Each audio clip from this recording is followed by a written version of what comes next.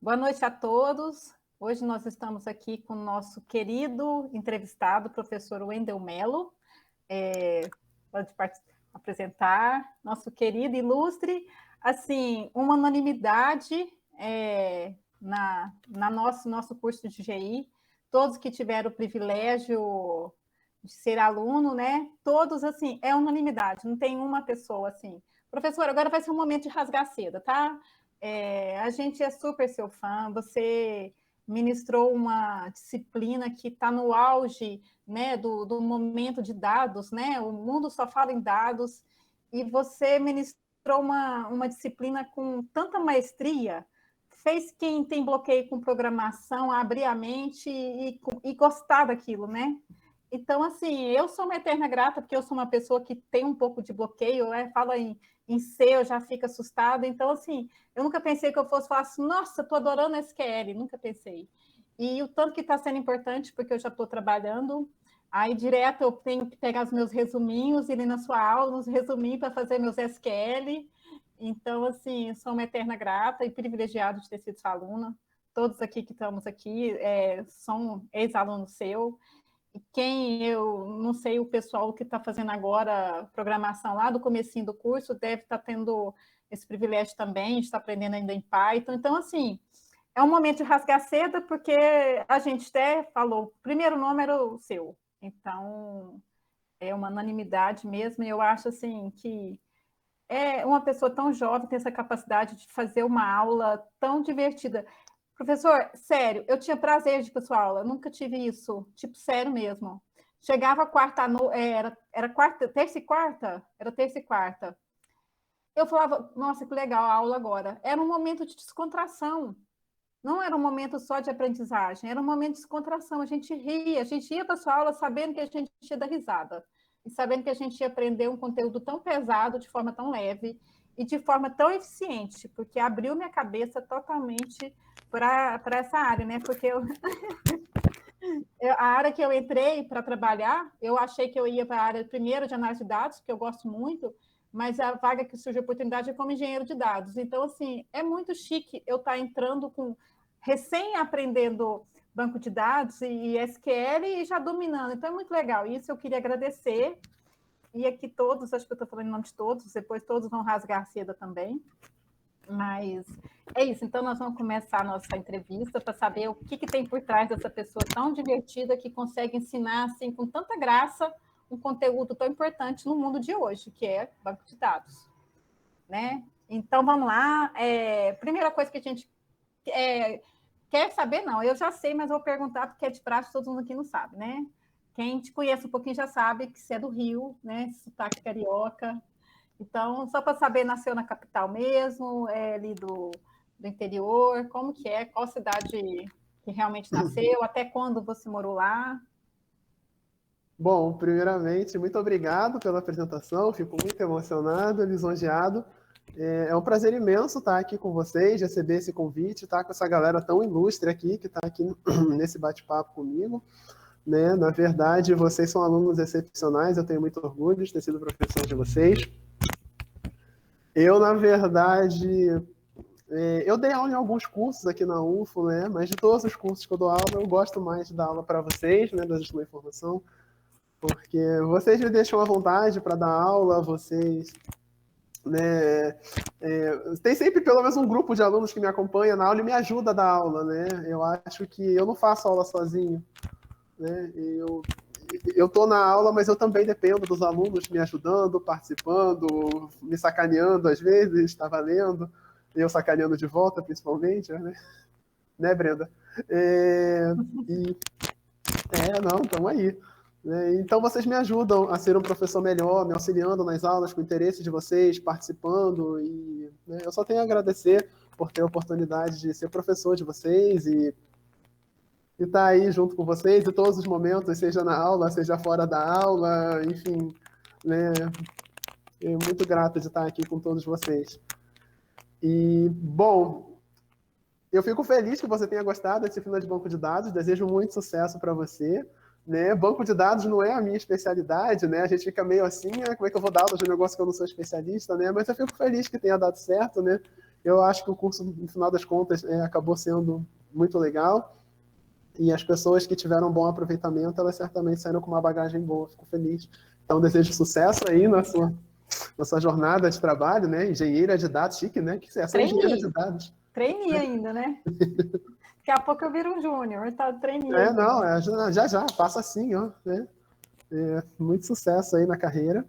E eu fico até mais animado de repente, seguir aí, tô com os planos aí para o futuro. De repente, ano que vem, a gente abre um curso, né? Um curso de Python para machine learning, para parte de dados, quem sabe? Estamos aí, né? E respondendo a sua pergunta, sim, eu sou do Rio, carioca, da capital. Eu nasci, né, no bairro de Bom Sucesso, fica no subúrbio, do lado da Fiocruz, né, que é a minha vida. Enfim, eu sou o que eu sou, eu sou o que eu sou porque a Fiocruz é minha mãe, né, e salvando vidas aí, produzindo vacinas para a população brasileira há décadas, não só a da Covid, mas a Fiocruz, né, produz vacinas há muito tempo. E é a minha vida ali, né?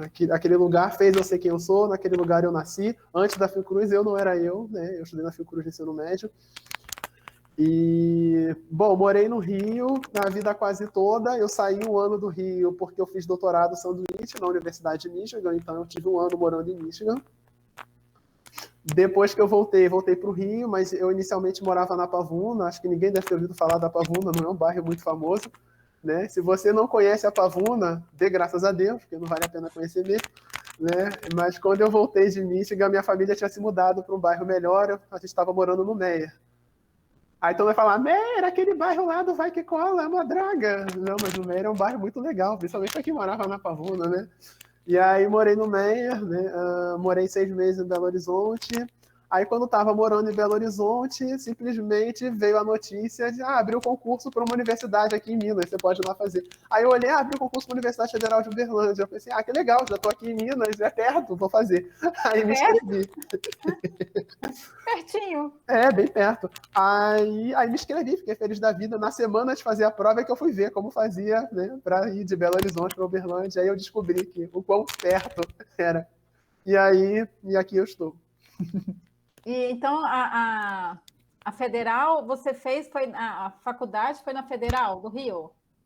Isso. Aquele fundão que eles falam, né? Eu fiz a graduação na FRJ, Campus Fundão, né? Eu sou do Fundão, né? Como assim? Existe um bairro no Rio de Janeiro chamado Ilha do Fundão, né? Que é onde fica o campus da FRJ. Basicamente o bairro é só a FRJ. Né? É uma ilha, né? Meio aterrada. Bom, tem algumas poucas residências, mas basicamente é uma ilha. É bem grande, assim. Eu conheci lá. Fui lá, sim. Então, foi assaltada? Por fora. Você foi assaltada? Então você não conheceu. Você foi no... Minha amiga fazia faculdade lá em Direito, né? Ela fazia. Aí eu conheci o prédio, assim, rapidinho, assim, só dei uma olhadinha, mas eu tenho aquela lembrança, assim, parece que era no meio da serra, alguma coisa assim. Tinha alguma coisa assim? Parece que era muito verde, assim, do lado. Tinha alguma coisa assim ou não? No Fundão tem umas áreas descampadas, assim, né, de mato mesmo, né, bem grande. Eu lembro de ser uma coisa bem isolada, assim, com verde, assim. Tem umas áreas descampadas, mas a FRJ, ela está distribuída, né, então tem o campus da Ilha do Fundão, tem o campus no centro, tem o campus na Praia Vermelha. Né, o Fundão ele é muito grande, né? Então fiz graduação, mestrado, né, graduação em ciência da computação, mestrado em engenharia de sistemas de computação e doutorado em engenharia de sistemas de computação na FRJ. E na FRJ eu comecei a dar aula também, tipo assim, contra tudo e contra todos. Um belo dia eu era aluno de mestrado, tinha 6 meses de mestrado. Aí eu vi que abriu o concurso para professor substituto. Eu acho que no imaginário coletivo, um aluno de mestrado não podia fazer a prova para substituto. Mas eu li o edital várias vezes e eu vi que não tinha nada que me impedia. Aí eu fui na secretaria, perguntei, a secretária, a tia Deide, saudosa, né? Que Deus o tenha. Não, você pode fazer sim. Me inscrevi, fiz a prova para substituir. Aí tinha candidato com doutorado, tinha candidato com anos de experiência, e por algum milagre do destino eu fiquei em segundo na prova, tinham 2 vagas e eu acabei virando professor substituto. Que legal! Que coisa! É muito interessante, né? Concorrer com com quem tem doutorado e já entrar no meio do mestrado, né? Não tinha nem... Não, e foi uma confusão só. Eu não me sentia um professor, eu me sentia um aluno. Eu entrava na sala. Assim, eu não lidava muito com os professores, eu me sentia melhor no meio dos alunos do que no meio dos professores, sabe? Eu parecia mais uma. Eu acho que até hoje, né, ainda me confundem um pouco com o aluno. Naquela época, então, imagina, 10 anos atrás. Né? Tipo assim, quando eu fui dar aula na primeira turma, fui toda arrumada, a galera olhou pra mim assim, tinha gente achando que eu era do ensino médio ainda. Eu acho que eu era tipo a Brenda, sabe? Tinha cara de bebê, tinha gente achando que eu não era nem universitário, sabe? E eu tava ali dando as primeiras aulas, né? Com a FRJ na veia. Então, você deu aula na graduação também da UFRJ? Dei como substituto 3 anos, foram 3 anos, né? Até nisso foi inusitado, porque geralmente você só pode substituto por 2 anos. Mas quando eu virei substituto, foi bem no ano da eleição, e aí, por conta da eleição, eu virei substituto, mas formalmente eu não pude virar substituto, porque tem uma lei que você não pode assumir cargo público perto da eleição, né? Enfim. Aí estava perto foi no segundo semestre, estava perto demais da eleição, aí eu não pude ser efetivado, mas me botaram para dar aula. Tipo assim, a matéria estava no nome de outra pessoa que estava lá dando aula.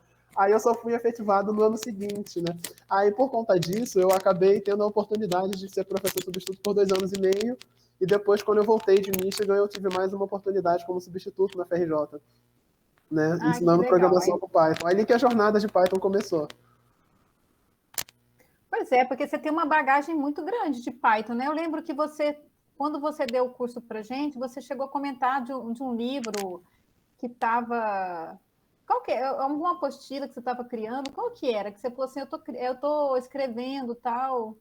Eu tenho um livro, né? O que acontece? Eu fui dar aula de Python na FRJ, né? Eu fui fazer a prova para substituto. Quando eu olhei a prova para substituto, eu vi lá que a prova era sobre Python.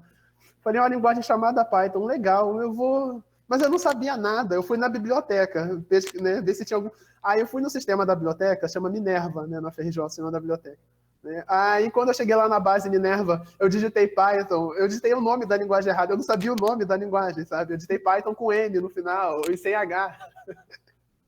Eu não sabia nem escrever o nome da linguagem. Eu não tenho nenhum livro de Python aqui na FRJ. Ah, não, mas espera aí. Aí eu fui conferir, eu vi que o nome da linguagem estava errado. Aí eu botei o nome. Tinha um exemplar de livro na biblioteca do Núcleo de Computação Eletrônica. Aí eu fui lá, correndo para pegar, antes que outro candidato pegasse na minha frente. Aí eu peguei o livro e comecei a estudar de Python. E aí a jornada começou, né? Com o estudo ali, eu fiz a prova didática, comecei a dar aula de Python. E aí eu fui, né, preparando as aulas, eu fui aprendendo. A primeira turma foi engraçada, tinha um menino que já programava em Python, o cara sabia mais do que eu. Aí eu tô dando aula lá, mas professor, e assim, assim, assim, assado, como é que faz? Eu sei lá, eu ainda não estudei isso no livro, velho. Eu virava assim, calma, a gente vai chegar lá, entendeu? Calma, por enquanto a gente vai ver isso aqui, né? Nada, o moleque sabia mais do que eu, Matheus, o nome dele. Lá da minha primeira turma, nessa. Beijo pra nanotecnologia, né? Turma 2010. Enfim. Aí, tipo, eu fui aprendendo aí de dar aula aqui, dar aula acolá, né? Eu fiquei com o material, fiquei com essa vontade. Acho que eu vou fazer uma apostila sobre Python, ajudar a galera e tal. Nem todo mundo consegue comprar um livro, né? Às vezes é meio difícil comprar um livro, vou começar. Tinha esse plano, mas aí a vida é meio corrida, eu sou meio enrolado, eu fazia doutorado também depois, mestrado, não fazia nunca. Aí, quando eu cheguei aqui na UFO, eu fui dar aula de Python logo no meu primeiro período completo que eu peguei, e eu percebi que a turma tinha um pouco de dificuldade, ou eu tinha dificuldade com a turma, né? Enfim. Aí eu resolvi desengavetar o projeto do livro, né? Eu falei, não, vou escrever o livro, né, para ajudar os alunos que eu estou sentindo que estão com mais dificuldades e tal. Aí comecei. O livro se chama Introdução ao Universo da Programação com Python. Eu tenho usado ele esse período na disciplina de Programação de Computadores, aqui na disciplina de Informação, e você pode pegar ele na internet. Eu tenho um site, que é o wendelmelo.net. Então, se você acessar o wendelmelo.net, você pega o meu livro lá. Então, você terminou, então, de escrever? Não, terminei não, né? Eu acho que eu nunca vai terminar, sempre vai ter coisas a escrever, mas ele está bem avançado, já dá para dar um curso inteiro com ele, mas eu quero escrever tipo um volume 2, vamos dizer assim, e continuar avançando. E como eu tenho planos agora de começar a me especializar na parte de inteligência artificial, de machine learning, né? Então eu também tenho essa vontade de um dia escrever também material sobre Python nesse contexto. Eu quero ter oportunidade ainda de ler, então, seu livro, porque É só acessar wendelmelo.net. E é de graça, ó.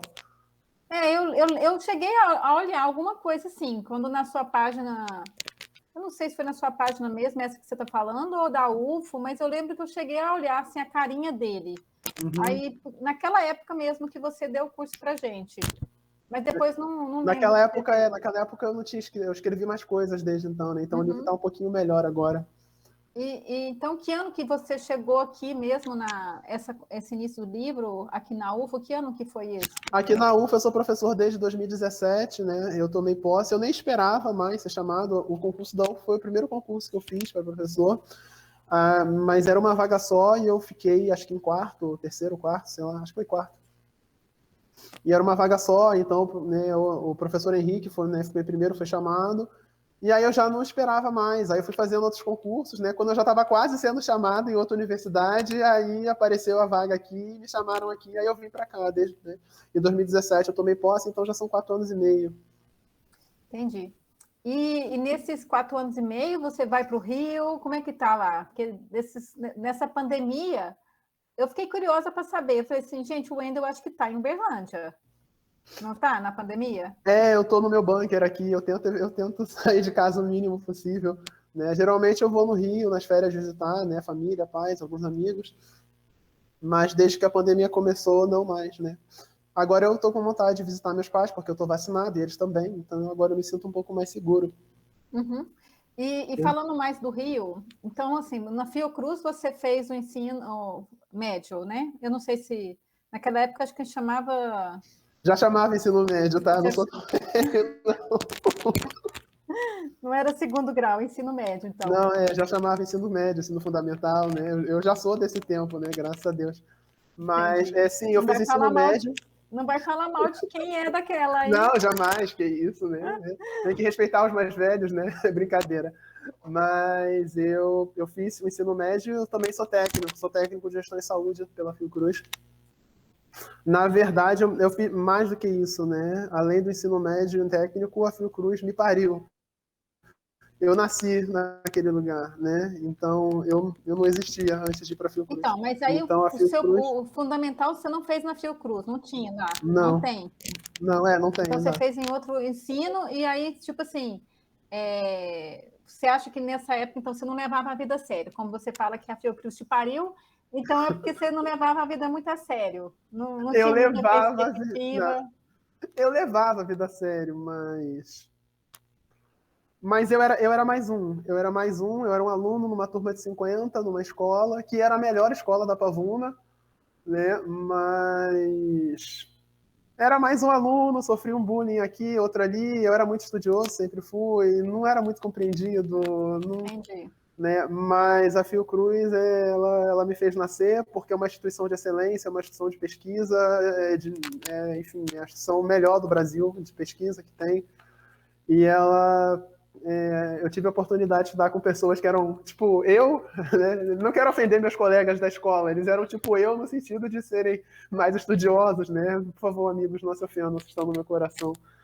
Mas foram pessoas que me fizeram crescer, que me compreendiam, né? Que eu comecei a não me achar estranho porque eu andava com mais gente que também era nerd, entre aspas, né? E tive professores excepcionais que me apresentaram o mundo, que me fizeram conhecer museu, teatro, até a praia, me levaram até na praia. A escola, tipo assim, imagina, a escola levando os alunos para a praia. Tipo, a minha escola alugou um ônibus para levar a gente para a praia um dia. Isso aconteceu, né? E foi maravilhoso, né? Foi uma atividade maravilhosa, né? Porque eu tinha corporal, tinha aula de teatro, de música, e eu nasci naquele lugar. E aí surgiu o desejo de... Ali eu tive esse sonho, né? De estar numa instituição de pesquisa, e surgiu o sonho de um dia virar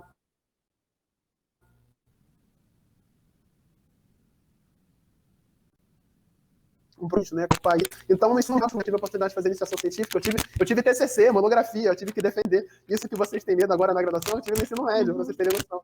E ali surgiu, então, esse sonho de virar professor. Eu já sabia que eu queria ser professor antes de entrar na universidade. Porque a gente viu no currículo que você tinha várias monitorias, né? A gente viu esse curso, técnico profissionalizante em gestão de serviços de saúde, a gente ficou até curioso se você tinha esse pezinho também na área da saúde, e a gente percebeu também muita monitoria que você gostava de, né, de estar pegando. Então, assim, acho que já batia ali no seu íntimo essa vontade de ser professor, né?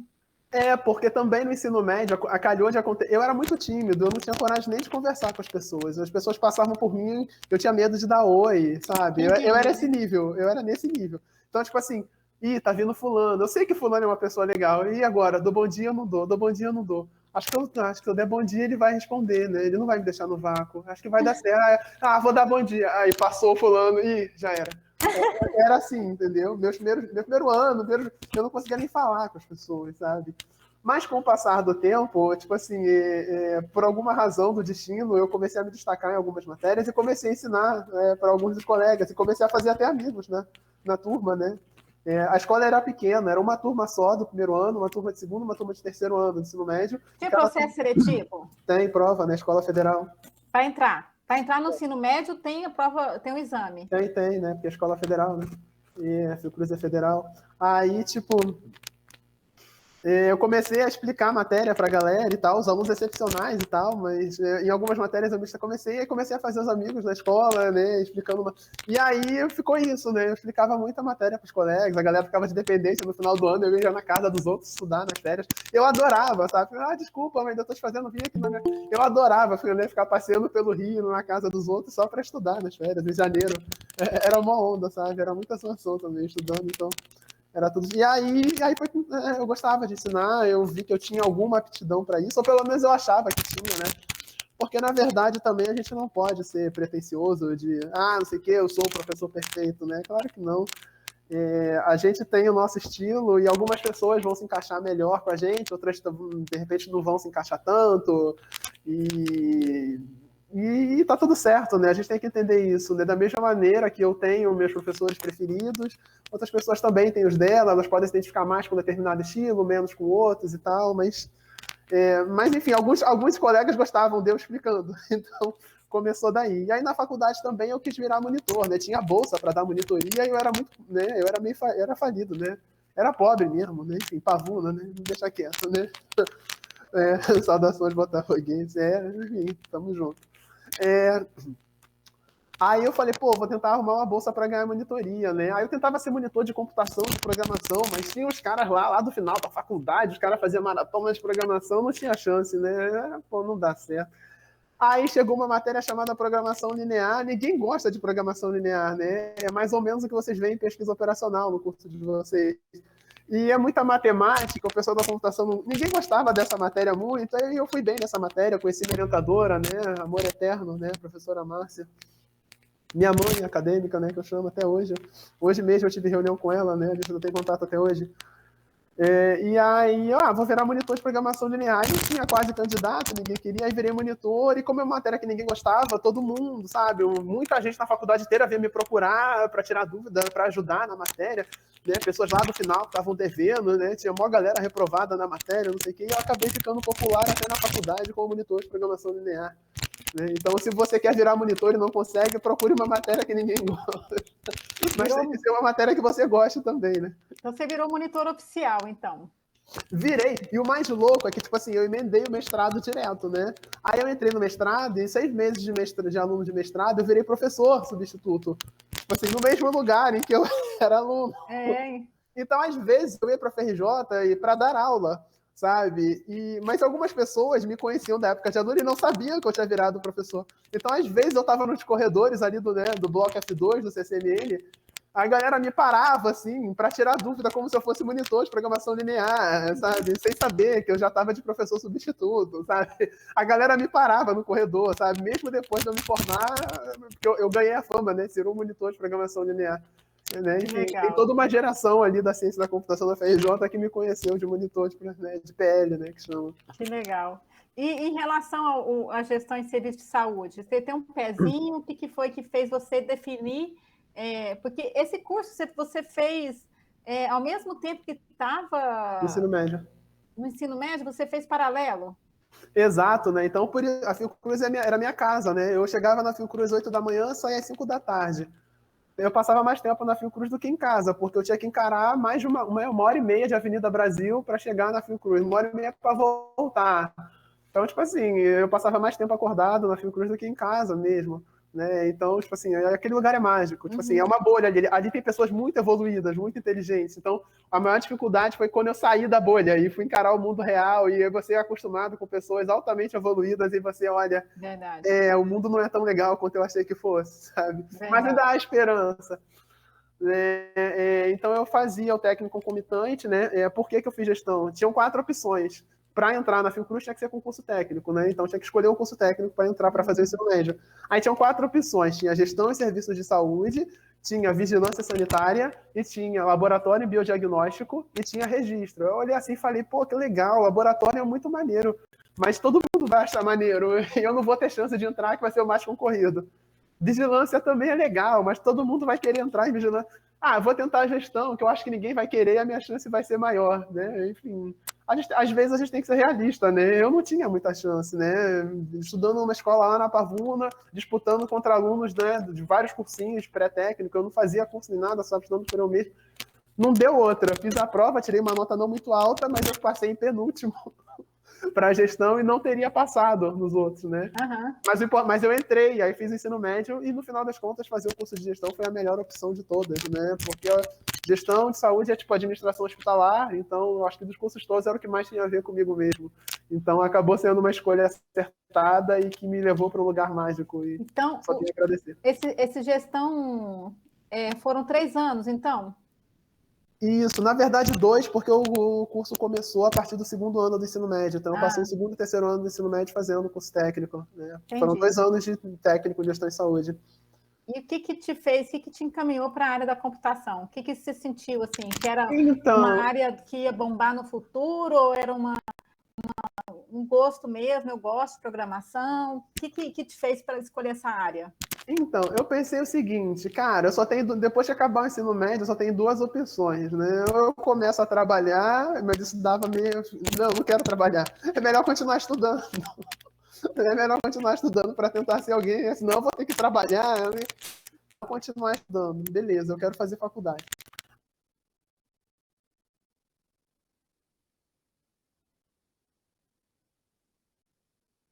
Tem que fazer faculdade mesmo, tem que virar professor pesquisador e tal, não sei o que. Caiu essa ficha de que eu tinha aptidão para isso. Ou pelo menos eu achava que tinha, né? Sei lá. O tempo todo a gente está sendo provado aqui, né? Aí eu pensei, o que eu gosto de estudar? Eu me dei conta de que eu não gostava de estudar nada. Tipo assim, eu não tenho amor por química, por física, por, sei lá, português, geografia. Cara, eu não gosto de nada, cara. O que eu vou escolher? Sei lá, não gosto de nada. Mas eu gostava, tipo assim, eu tinha um computador que eu ganhei na adolescência, né, e estava até obsoleto, mas eu gostava muito de mexer, e tinha, né, eu descobria coisas que ninguém descobria, era meio hacker, assim, né. Assim, no sentido bobo da palavra, eu descobria coisas que ninguém sabia mexer nos programas no Office que ninguém sabia mexer na época e tal, eu conseguia, às vezes, consertar entre aspas, né, quando dava algum problema no computador dos outros, então eu tinha... Uma habilidade, você tinha uma habilidade diferente. Tipo, né, naquela época. Hoje em dia, me pede para ver qualquer coisa aqui, né, não consigo... É mais fácil eu piorar seu computador do que ajeitar, né? Mas aí eu falei, então vou fazer, né? Vou fazer informática, né? Computação 1, eu vou fazer isso. Então, que eu acho que eu tenho aptidão para isso. Né? Aí eu entrei nessa, aí escolhi no vestibular, mas assim, eu estava tão desesperado, que eu escolhi umas opções meio loucas, sabe? Então, assim, na FRJ eu escolhi ciência da computação, mas, por exemplo, tinha outras faculdades que não tinham ciência da computação, e eu fiz vestibular assim mesmo. Então, por exemplo, na Unirio eu escolhi biomedicina. Né? No Cefet Química, que chamava na época Cefet Química, hoje em dia é IFRJ, né, Instituto Federal, eu fiz Química de Produtos Naturais. Na Federal Rural, né, que tem a Universidade Federal Rural, eu fiz administração. Então, assim, eu estava tão desesperado, cara, eu tenho que passar, se eu não passar, o que eu vou fazer da vida? Eu vou ter que trabalhar, e eu queria tanto não trabalhar e estudar. Que legal. Aí eu saí atirando para vários lados, mas o que eu queria mesmo era fazer computação. Eu fazia uma ideia muito diferente do que é realmente o curso, sabe? Aí depois também que eu entrei no curso foi o período da pancada, né? Tipo assim, foi aquele baque, primeiro que eu vivia numa bolha, né? Com pessoas muito evoluídas, muito humanas, né? E de repente eu voltei para o mundo real. Aí de repente eu caí numa turma de 60 pessoas, em que eu era só um número de matrícula, não era mais o Wendel, né? Que eu não conhecia. De repente eu estudava muito e não tirava notas boas, né? Eu estudava e me futricava, reprovei matéria, reprovei cálculo 2, reprovei sistemas operacionais. Na verdade, a culpa foi do professor, né? Que fique bem claro, né? Assim, quando eu sou aluno e reprovo, a culpa é do professor, né? Quando eu sou professor e reprovo aluno, a culpa é do aluno, entendeu? É tipo isso, né? A culpa foi do professor, mas reprovei. E aí veio um período meio obscuro da vida, né? Entrei em depressão logo no primeiro período da faculdade, entrei em depressão porque a faculdade não estava sendo bem o que eu imaginava, eram mais matérias de cálculo e matemática do que propriamente de computação mesmo, e eu não estava tendo bom desempenho, eu não estava me dando muito bem com as pessoas do curso, sabe? Eu estava acostumado com outro tipo de gente. O curso também só tinha homem. Eu não imaginei que. Eu juro que eu não imaginava que o curso. Sabe, eu não imaginava que tinha essa deficiência no número de mulheres. Tipo assim, o número de mulheres era tão baixo no curso. Não imaginava. Na minha cabeça ia ser tipo meio a meio. Né? Isso também foi meio que um choque para mim. E aí veio um período meio obscuro, sabe? Um período em que eu meio que desacreditei um pouco de mim mesmo, que eu perdi um pouco da alegria e tal, eu entrei em depressão, né? Mas eu não desisti, eu continuei. Aí o primeiro período foi assim, obscuro. Aí quando é que você se encontrou? Tipo assim, você passou por algumas dificuldades, reprovou em algumas que talvez não era o primeiro ou o segundo período. Quando é que você firmou novamente? Tipo assim, passou aquela coisa assim de o mundo não é a bolha e eu tenho que conviver com as pessoas que nem sempre são de bom caráter. Quando é que você caiu na real? Assim, eu vou ter que viver feliz no mundo que existe na realidade, não naquela bolha que as coisas eram mais fáceis. Quando é que você se reencontrou? A grande questão é que, tipo assim, eu tenho problema de déficit de atenção, então eu preciso me esforçar muito mais, por exemplo, para conseguir estudar o mesmo conteúdo que uma pessoa que tem concentração melhor. Porque eu me distraio muito facilmente, sabe? Então, e de dia eu também não rendo, eu demorei a descobrir isso. De noite eu estudo, de dia não rende, eu disperso, eu distraio, eu tenho vizinho ouvindo funk, sabe? Dispersa muito. Né? Então eu comecei a ter notas muito ruins, né? Reprovar a matéria e né, eu acho que a grande questão na faculdade é que eu estava estudando coisas que eu não gostava tanto, era muita matéria matemática que eu não curtia tanto, e eu me esforçava muito, igual um condenado, matemática, física, né, cálculos e físicas da vida, e não conseguia ir bem. Então, acho que essa era a grande questão, sabe?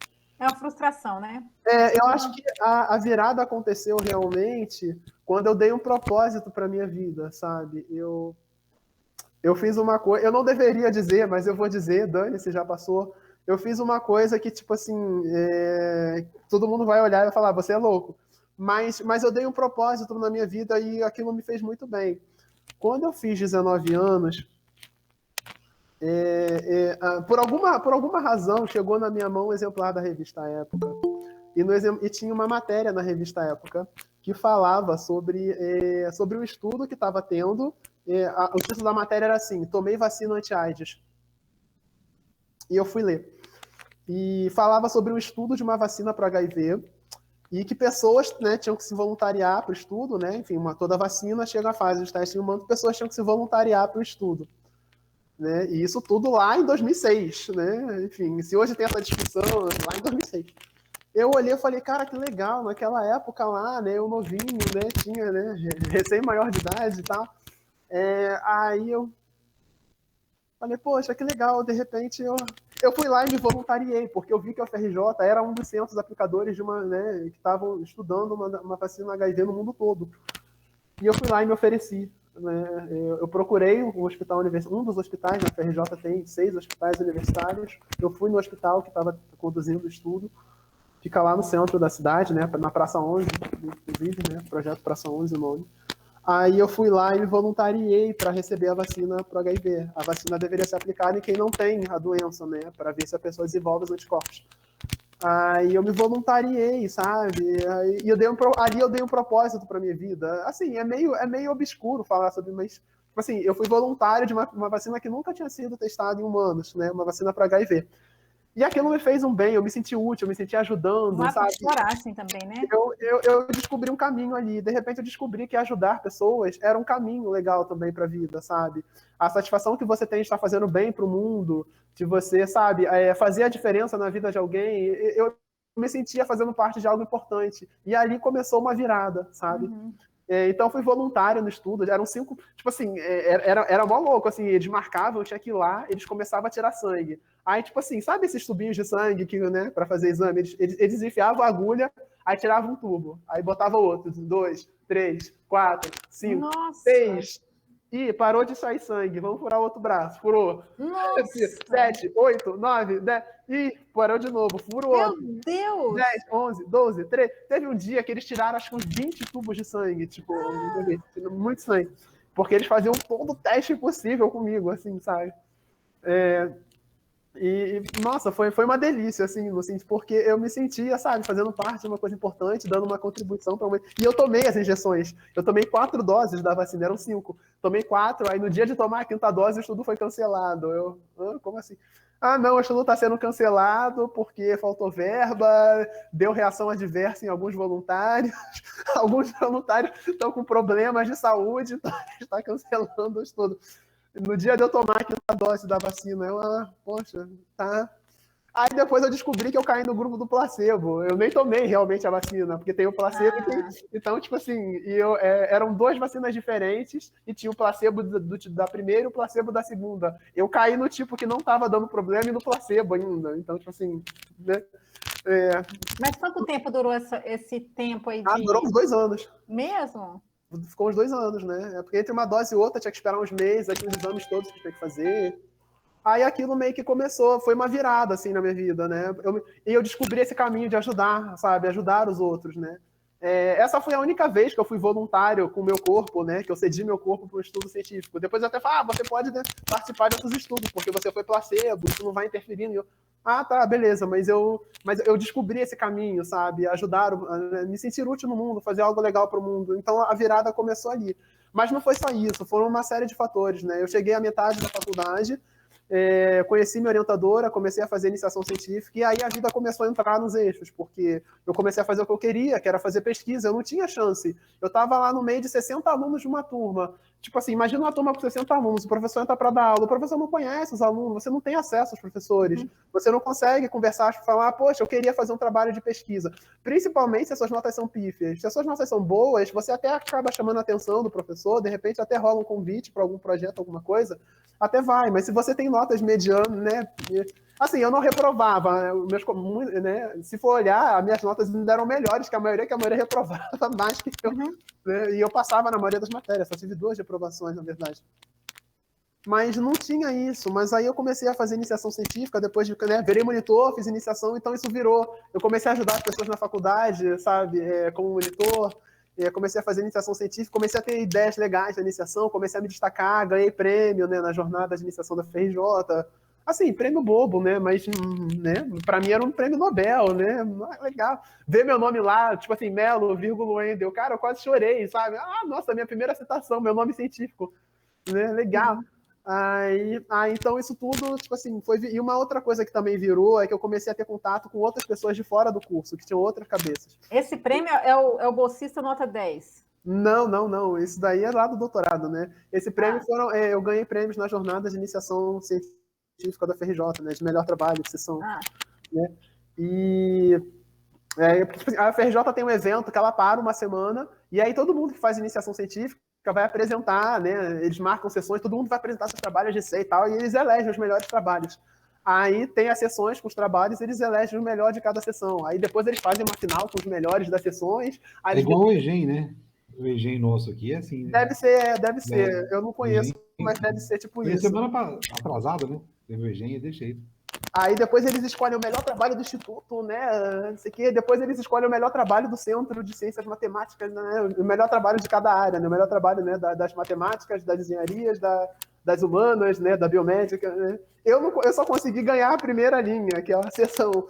Mas dane-se, entendeu? Feliz da É vida. lógico. E aí, tipo assim, aí começou a virada. Eu comecei a fazer coisas que eu gostava, mas o que realmente também me ajudou, além de tudo isso, foi ter conhecido pessoas de fora. Eu comecei a... eu tive a oportunidade de finalmente começar a estudar inglês. Sem sacanagem, eu estudei inglês com 20 anos, na metade da graduação, que eu fui começar a aprender o verbo to be.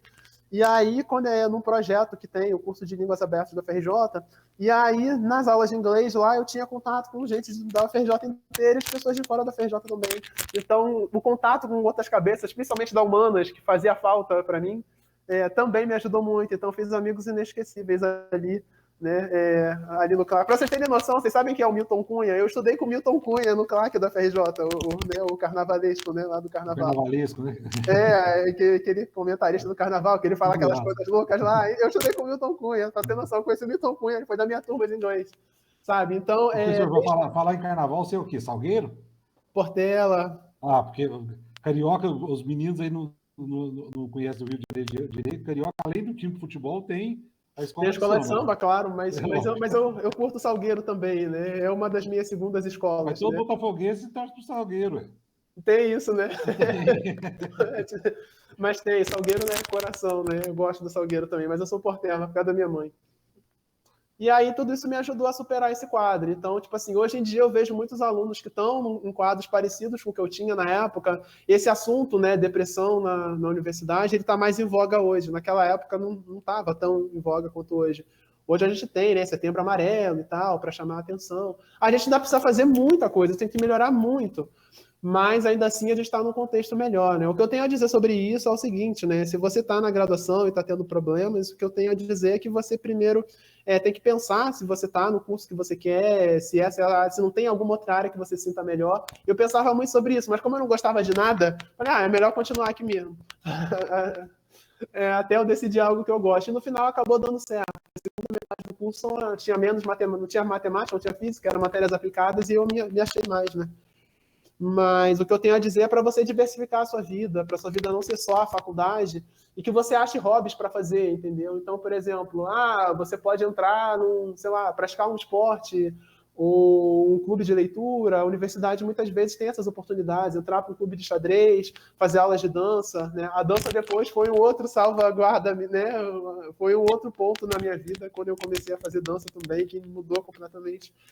Então, o que eu tenho a dizer é isso, sabe? Diversifica a vida para que ela não fique só na sala de aula, a graduação. Tenta se infiltrar nos grupos da universidade. Então, por exemplo, o DA, o PET, a Atlética. Acha o grupo com que você se identifica mais. Se envolve ali. Tenta se envolver com grupos que envolvam pessoas de outros cursos. E tenta achar uns hobbies para você, entendeu? Diversifique, né? E para você encontrar seu caminho, né? O que eu tenho a dizer baseado na minha experiência quanto a isso.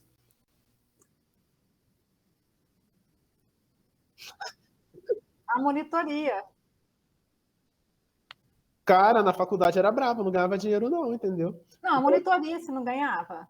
Mas eu só virei monitor de bolsa, tipo assim, na metade da faculdade para frente, quando eu fiz programação linear. Até então, era tenso, sabe? E o meu pai dava dinheiro, aí eu, né, com o dinheiro que meu pai dava, eu ia pra faculdade. Mas, tipo assim, na FRJ, por exemplo, não tinha bandejão. O bandejão da FRJ foi fechado nos anos 90 e não tinha sido reaberto ainda. Então eu não tinha dinheiro nem para comer na faculdade. Eu tinha que comprar um salgado e era tempo integral. Eu comia um salgado na hora do almoço e tinha que sobreviver com salgado o dia inteiro. Era tipo isso. Aí depois a situação melhorou. Eu comecei a ganhar a bolsa de monitoria. Né? Eram R$300 na época. Mas R$300 naquela época, eu comprava muito mais coisa do que 300 hoje. Então, tipo assim, com 300 dava para sobreviver legal, assim. Depois eu até eu fiz um tempo de estágio também na época. Aí no estágio eu ganhava bem, sabe? Ganhava R$800, que naquela época era dinheiro pra caralho, sabe? R$800 de estágio, sabe? Mas eu caí no estágio que era de engenharia de software e eu realmente não curto, sabe? Engenharia de software, aí eu saí, falei, cara, eu vou seguir meu coração, vou sair do estágio, acho que eu consigo sobreviver só com a bolsa de R$300, né? 240, eita. Mas eu acho que a exigência na FRJ era maior, sabe, do monitor. Eu acho que o monitor tinha mais exigências do que aqui, não sei. Né? Mas, enfim, R$300 naquela época, né, ajudava muito, né? Dava para sobreviver naquela época. Aí, assim, morando na casa dos pais, é claro, né? Sobreviver sozinho, nem pensar. Né? Claro. E assim eu fui me virando, sabe? Aí chegou uma hora quando eu estava no estágio, eu falei, vou largar o estágio, vou ficar só com a iniciação científica, que eram R$ 300 também, né? Aí eu tive que largar a monitoria para pegar a iniciação científica, eu não podia ficar com os dois. Eu devia ter tentado ficar com os dois, né? Mas oficialmente não podia e eu não quis burlar as regras, né? Aí eu falei, vou tentar seguir o coração, eu gosto de fazer pesquisa e seguir o coração. E aí fiquei ganhando R$ 300, que dava para, né, dava para eu ficar na faculdade, dava para pagar a passagem, comer meu salgado, comprar, né, de vez em quando você comprar um livro, tirar uma xerox, não sei o que e tal. Enfim, custos normais, né, de faculdade. E fazendo IC, que era o que eu realmente gostava. E eu acho que deu certo. Assim, eu não era mercenário, sabe? Outros alunos no meu lugar iam preferir ficar no estágio, arrumar uma coisa a mais para ganhar dinheiro. Eu tentei evitar, sabe? O máximo que eu pude de trabalhar e ficar fazendo só IC e pesquisa, que é o que eu realmente amo. Eu trabalhava muito, né, fazendo IC, sabe? Eu trabalhava mais fazendo IC do que uma pessoa no estágio, tipo isso, sabe? Então, aí o IC abriu as portas para o mestrado. Provavelmente você seguiu a mesma linha, com a mesma orientadora, né? E aí você fez o seu mestrado. E aí, como é que surgiu o Michigan na sua vida? Como é que surgiu o Michigan na minha vida? Boa pergunta, né? Deixa eu ver se eu me lembro, né? Eu comecei a trabalhar com a orientadora, né? Porque eu fui monitor dela, aí com o trabalho de monitoria, eu era um monitor muito dedicado, ela me convidou para fazer iniciação científica com ela. Na verdade, eu tive que dar um jeitinho, gente. Às vezes você tem que dar uma força pro destino, porque a minha orientadora ela é meio desatenta, entendeu? Márcia, eu te amo, mas você sabe que é verdade. Então, assim, eu era um bom monitor e tal, mas ela não se tocava, sabe? Que eu queria fazer IC, ela não se tocava. Eu tive que... Um belo dia, né? Eu quase esfreguei. Márcia, me chama para fazer IC. Ela... Né, a gente estava conversando no laboratório, ela comentando numa pesquisa que ela estava fazendo, que ela estava com dificuldade. Aí eu citei, eu tinha uma orientadora que sempre falava... orientadora, eu podia ser sua orientadora, você podia fazer um trabalho de ser comigo. Eu falei, finalmente, aleluia, ela pescou. Sabe quando você joga o verde, se a pessoa não pega? Tipo isso. Finalmente ela pescou, e foi o dia mais feliz da minha vida, assim. Você podia fazer um projeto de ser comigo, eu podia te orientar. Nossa, eu lembro que nesse dia eu estava na empresa Júnior, né? Fui na empresa Júnior também na graduação. Aí tinha um congresso nesse mesmo dia, que a gente ia lá para Santa Maria, né, lá no Rio Grande do Sul, né, aquela cidade lá do evento da Boate Kiss. Uhum. Aí eu lembro que eu viajei todo feliz, assim, todo eufórico na viagem, assim, né, com os outros empresários júniores da FRJ. Não sei, caramba, não sei o que, fazer iniciação científica, legal, não sei o que, né, é inesquecível. Aí, tipo assim, mas isso aconteceu por quê? Porque eu era um bom monitor, né, e eu também comecei a fazer um bom trabalho de iniciação científica, então as coisas foram naturalmente se caminhando, né? Então, é isso que eu sempre falo, né? Você tem que tentar dar o melhor de si no que você tá, onde você estiver, né? Então, se você está fazendo um trabalho qualquer, tenta dar o melhor ali, tenta caprichar. As pessoas estão em volta de você, aquelas pessoas elas podem te abrir portas no futuro, né? Então, eu estou fazendo uma disciplina de banco de dados. Aí você tem uma turma inteira ali. Aí, de repente, você se destaca na disciplina, pode ser que algum colega seu esteja trabalhando numa empresa, estamos precisando de alguém que saiba banco de dados aqui, você tem alguém para indicar? Aí lembra de você, porque você fez um trabalho legal quando era aluno da disciplina, sabe? Então, o nosso networking é o dia a dia, assim, né? Se você faz um bom trabalho onde quer que você esteja, você tem mais chances de abrirem portas. Ou uma pessoa que você nem imaginava lembrar de você e te chamar para um negócio e alguma oportunidade acontecer. Então, as coisas foram acontecendo assim para mim, nessa área acadêmica, né? Eu dei muita sorte a partir do momento que as coisas começaram a virar na minha vida, eu comecei a dar muita sorte também com as coisas. Virar substituto com 6 meses só de mestrado é realmente muito incomum. O mais engraçado é que hoje em dia nem pode mais. Depois que eu virei, lançaram uma portaria na FRJ proibindo isso. Não pode. Não sei se foi por minha causa. Provavelmente não. Chegou um moleque aqui que só tem a graduação e virou substituto. Lançaram uma portaria lá que não podia mais, só com, né, fazendo disciplina no mestrado, não podia mais virar substituto. Mas eu já era substituto, né? Não podiam mais me tirar, né? Eram para o seguinte. Enfim. Então as portas foram se abrindo, né? Eu sempre gostei muito de fazer pesquisa, então eu trabalhava sábado, domingo, feriado, mas não porque era exaustivo, porque eu amava aquilo, eu acordava querendo trabalhar, eu sonhava com os algoritmos, entendeu? Eu tô dormindo assim, eu podia fazer tal coisa no algoritmo e tal para melhorar. Aí acordava no meio da noite, sabe? Eu tinha ideias no meio da noite, de tanta vontade que eu tinha. Aí levantava, ia lá no computador, eu queria fazer, então para mim eu nem via passar, eu amava realmente fazer aquilo. Então, eu comecei a ter alguns bons resultados, mas eu não falava inglês, tinha esse problema, né? Só comecei a estudar inglês com 20 anos, né, para aprender o verbo to be. Eu não sou bom com linguagens, assim, com idiomas, pelo menos, né? Linguagem de programação, talvez. Mas com idiomas, pelo menos, eu não sou muito bom e tal. Aí tinha esse problema, mas calhou no ano de 2012, teve um congresso internacional aqui no Brasil, na área de otimização. Aí veio um pesquisador muito importante, chamado John Lee, que foi meu orientador lá em Michigan, né? E a minha orientadora conhecia ele, então, e aquela era uma época de vacas gordas, né? O governo daquela época implantou um programa chamado Ciência Sem Fronteiras, que era um programa que levava universitários do Brasil para fazer intercâmbio em universidades do mundo todo, né? Então, assim, era uma época que, tipo assim, o governo, ele colocou a ciência como prioridade, colocou muito dinheiro no CNPq, né, na CAPES, né, nesses projetos de intercâmbio. Então, tipo assim, por isso que eu falo que é vacas gordas, né, financiando projetos e tal. Aquele governo tinha essa visão. Infelizmente, aquele governo acabou enfiando os pés pelas mãos e tomou decisões erradas. Por exemplo, mandou muitos alunos que não deveria ter mandado, então alunos que às vezes nem eram tão bons acabaram indo para fora também, enquanto alunos bons ficavam no Brasil e não conseguiam bolsa. É esquisito, né? Mas eu peguei essa época, então eu consegui uma bolsa, né, financiada pelo CNPq no tempo das vacas gordas. O professor João Lee aceitou me receber, ele só precisava assinar e falar, aceito receber o Wendel, só isso que ele precisava fazer. Então ele assinou e aceito receber o Wendel. E assim eu fui parar em Michigan e eu tive 1 ano de doutorado sanduíche. O doutorado sanduíche é quando você faz doutorado numa instituição, aí você faz tipo um intercâmbio em outra instituição, tipo, geralmente 1 ano, mas pode ser 6 meses também, 3 meses, sei lá. Aí depois você volta e termina o doutorado na instituição de origem. Então, no meio do doutorado, eu passei 1 ano em Michigan e fiz uma parte do doutorado lá, vamos dizer assim, e depois eu voltei e terminei o doutorado na FRJ. E conta lá como que foi essa experiência lá em Michigan. Lá em Michigan? Como que foi viver lá, como é a cultura de lá, como esse jeito seu que já não era mais tímido, né? Na altura do campeonato de doutorado, já tinha esse mas jeito o problema, cara, é que de ser. O problema é que eu não falava inglês, velho. Eu me expressava muito mal em inglês. Eu falava igual índio, me querer água. Tipo assim, eu falava inglês muito mal, velho.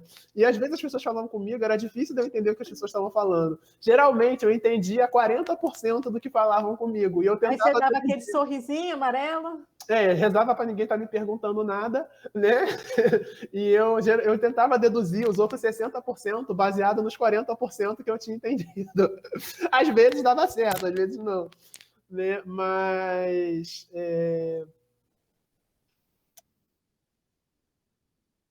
melhorei. Sim, mas sim. Não fiquei ninja não, porque eu sou ruim com idiomas. Mas nesse 1 ano que eu fiquei lá, eu melhorei bastante. Então, eu costumo dizer, eu era analfabeto quando eu fui para Michigan, eu não sabia nada de inglês. E quando eu voltei de Michigan, eu já tinha evoluído e não era mais analfabeto, eu já era semi-analfabeto. Então, eu evoluí de analfabeto para semi-analfabeto, que foi uma tremenda evolução. Eu conseguia conversar bem mais quando eu voltei, né? Eu me virava bem melhor, conseguia fazer amigos e tal. Conseguia até chamar as meninas para sair, né? Enfim, coisa que eu não conseguia no início.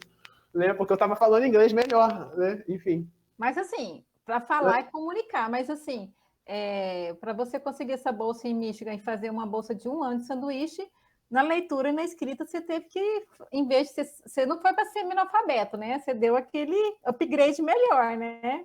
Porque para comunicar tudo bem, mas assim, com certeza seu inglês deve ter melhorado bastante, porque você tinha que escrever em inglês, ler em inglês. Ler inglês eu já lia, né? Eu fiz até uma apresentação no congresso lá em inglês quando eu estive lá, né? Lá em Minneapolis, né?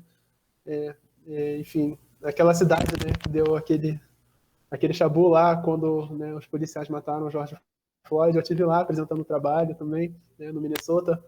Eu melhorei bastante. Não, quando eu tava lá em Santa Maria, eu fui numa boate lá que não era Kiss, mas era boate ultra, super, mega lotada. Tinha muito mais gente do que podia ali, sabe? Tu não conseguia nem se mexer, não conseguia fazer nada na boate, sabe?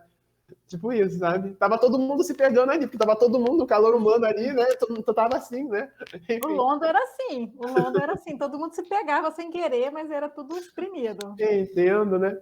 Aí lá em Michigan, tipo assim, eu me lembro de chegar, logo que eu cheguei, eu falava inglês mal, mas eu conseguia me expressar, sabe? Devagar, eu tinha dificuldade mais de ouvir, mas eu conseguia me expressar, né? Enfim, eu exagerei um pouco, né? Mas Eu me lembro que eu cheguei direto em Detroit, né? Que Detroit é a cidade mais importante, né, do Michigan. Aí chegando lá em Detroit, né, no aeroporto internacional de Detroit, eu me lembro que tipo assim, o policial ele fez umas perguntas lá, eu respondi, aí deixou passar.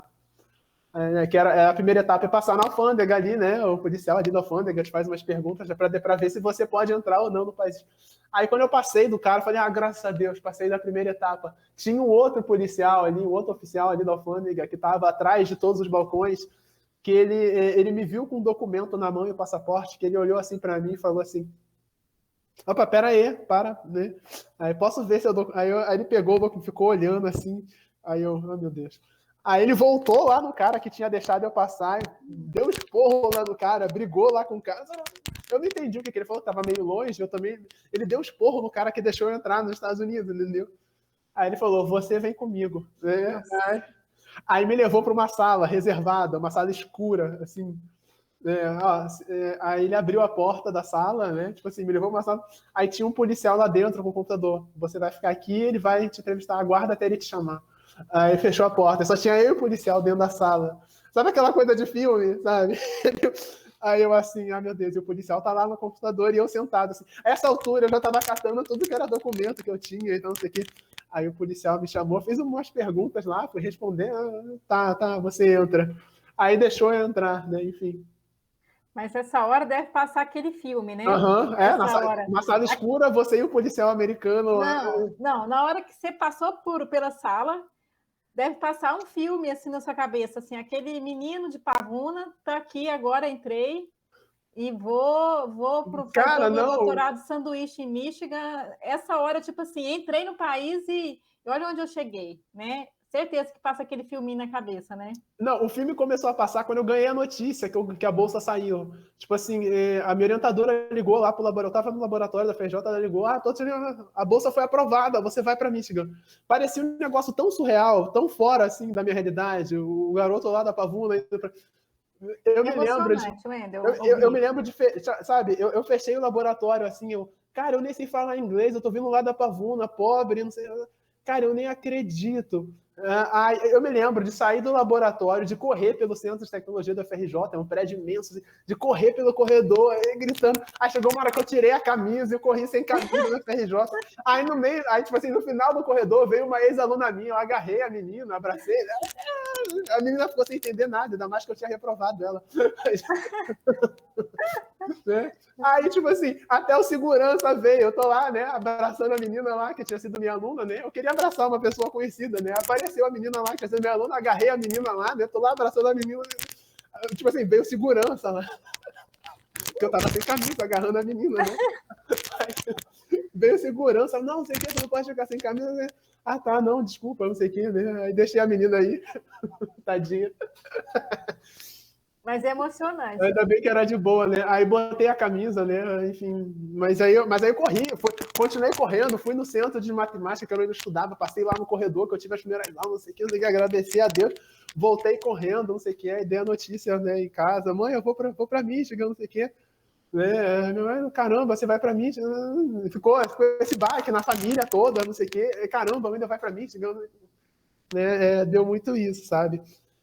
Mas quando chegou lá, é outro país, né? Outra cultura. E lá faz um frio da... Nossa, que frio, cara. Michigan faz fronteira com o Canadá. Gente, era muito frio. Eu cheguei no final da primavera, tava frio, mas não tanto. Né? Mas outra cultura, né? Foi muito enriquecedor, sabe? Foi muito enriquecedor. Eu me lembro de chegar assim, peguei a chave do apartamento que eu já tinha alugado, né? Daqui mesmo, pela internet e tal. Já tinha feito o acerto todo, né? Só fui na imobiliária, peguei a chave. Era um apartamento que era, tipo assim, um cômodo só, sabe? O apartamento, eu acho que era menor do que isso aqui que vocês estão vendo, sabe? Aqui atrás, tipo, daqui até ali. Tipo assim, era a cozinha, aí era tipo uma sala-quarto com um fogão ali, e tinha um banheiro que era, tipo assim, tinha um cômodo só pro banheiro, né? De o resto era um cômodo só, que era a cozinha, quarto, sala. Tipo isso, e era o olho da cara. Mas pô, era legal demais, sabe? E o mais legal que eu me lembro da história que você contou num intervalo lá da aula, que você mudou a vida da sua irmã, né? Se não me engano, sua irmã foi te visitar e casou por lá. E agora mora lá, porque, né? Então, o que acontece... A Luna foi parar em Michigan, né? Tipo isso, né? Aí o que acontece? Aí eu tô lá, né? Chega minha irmã, que fala menos inglês ainda do que eu. Resolveu me visitar bem no inverno, né? Aí tá bom, pô, receber minha irmã, isso aqui já é um cubículo e tal, não sei o que. Tá, vou receber minha irmã. Aí minha irmã chegou lá, minha irmã ia perder o voo, cara. O voo era de madrugada, era madrugada de quinta. Só que madrugada de quinta é de quarta para quinta. Minha irmã achou que era quinta para sexta, né? Madrugada de quinta. É igual falar hoje, a madrugada de sexta. Se eu falar madrugada de sexta, você pensa que é daqui a pouco. Mas não, madrugada de sexta já passou, foi de quinta pra... Minha irmã quase perdeu o voo. Eu me lembro que eu mandei a mensagem para ela, olha esse negócio aí direito. Aí ela, o voo é hoje. Quase que a minha irmã perdeu o voo, mas ela chegou, pegou o voo a tempo. Chegando lá, ela, tipo assim, minha irmã falava menos inglês do que eu, mas a minha irmã é dançarina de tango, ou era, né? Bom, uma vez dançarino, sempre dançarino. Aí eu levei, aí tinha um grupo de dança de tango na universidade. Eu só levei a minha irmã para dançar tango. Eu só levei, deixei ela na porta. Aqui é o grupo, você entra aí e se vira. Eu vou voltar que eu tenho que trabalhar. Deixei ela lá. Pronto, né? Depois disso, já era. Né? Aí a minha irmã arrumou um namorado lá na aula mesmo. Que coisa incrível. Pediu ela. Não, tipo, ela conheceu o cara lá, o cara chamou ela pra sair depois. Eu nem fiquei sabendo de nada. Ela falou, não sei o que, eu vou sair com o pessoal que eu conheci. Mentira, tava lá com o menino, não sei o que, né? Gente, qual a idade dela, Wendel? Qual a idade dela? A idade dela na época? A minha irmã, na época... Porra, aí tu me quebra, né? Era aí... Tinha 24 anos. Novinha. A minha irmã... Acho que...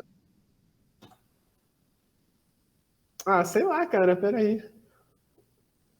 Eu tava com 27. Acho que 27, 26, 27. Sim, eu tenho mais que 27 anos. Né? Aí, tipo... Aí ele pediu ela em noivado, minha irmã voltou pro Brasil. Aí, tipo assim, um mês depois ele foi pro Brasil também, pediu a mão da minha irmã pros meus pais. Né? Os meus pais, para se livrar da minha irmã, obviamente não se opuseram.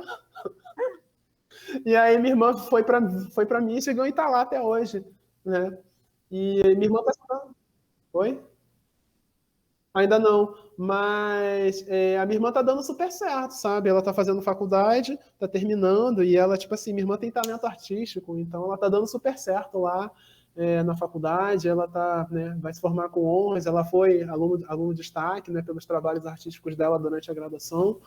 Então, assim, minha irmã tá dando super certo, sabe? É mais fácil a minha irmã ficar famosa do que eu. Um dia chama Érica Mello, né? Érica Mello, irmã do Wendel, né? Artista plástica. E tem mais irmãos, além da Érica? Não, só a Érica. Que bom. E os seus pais continuam no Rio?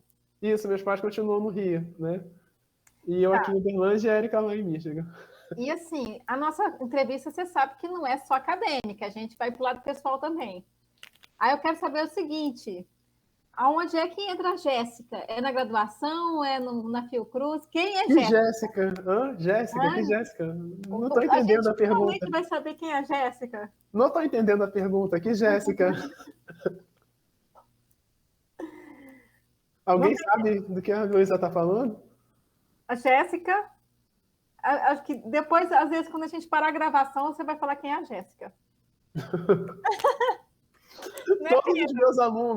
Todos os meus alunos de computação, de programação, já ouviram o nome Jéssica, entendeu? Muito, né? Não é pouco. É porque, às vezes, eu penso, tem que dar um exemplo. É Jéssica, eu penso no nome, aí o primeiro nome que vem na cabeça é Jéssica. Tá bom. É simplesmente isso, né? Explicou, mas não convenceu, não, pessoal. Não. Você explicou, mas não convenceu. Na verdade, não. Né? Assim, tá gravando, não. Né? A Jéssica, na verdade, foi uma aluna muito especial lá da minha primeira turma, né? Quando eu virei professor. Né? Jéssica Gomes, você nunca vai ver esse vídeo, mas se vê, beijo. Foi uma aluna lá da primeira turma, quando eu estava aprendendo a dar aula, quando eu estava aprendendo a montar aulas, né? E, enfim... Aí, tipo assim, calhou pra sacanear a Jéssica, de vez em quando eu dava os exemplos com o nome dela, e aí eu montava o material de aula. Aí ficou Jéssica. Ficou Jéssica. Né? Aí, tipo assim, aí acabou que, tipo assim, outras turmas tiveram... Mas quem é Jéssica? Ninguém sabe quem é Jéssica, né? Mas Jéssica, né, foi uma aluna lá da minha primeira turma, lá da Nanotecnologia, 2010. Acabou que a Jéssica largou o curso, e infelizmente não terminou o curso, e saiu da FRJ, eu não sei o que aconteceu com a Jéssica depois. Eu sei que, tipo assim, 5 anos depois eu encontrei a Jéssica em Porto de Galinhas. Por acaso eu estava no congresso e a Jéssica estava lá na cidade, na mesma época do congresso. Tipo assim, eu encontrei, assim, a última pessoa que você espera ver em outro estado, a Jéssica estava lá. Eu tirei até uma foto com ela, tem uma foto minha com ela, né, se não me engano, no meu Facebook, mas ninguém sabe que é ela, né? Enfim.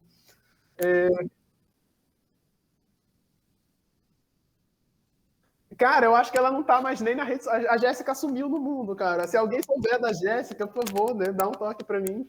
A Jéssica sumiu no mundo, é tipo isso. Ela não tem mais nem Facebook, nem rede social, nem nada.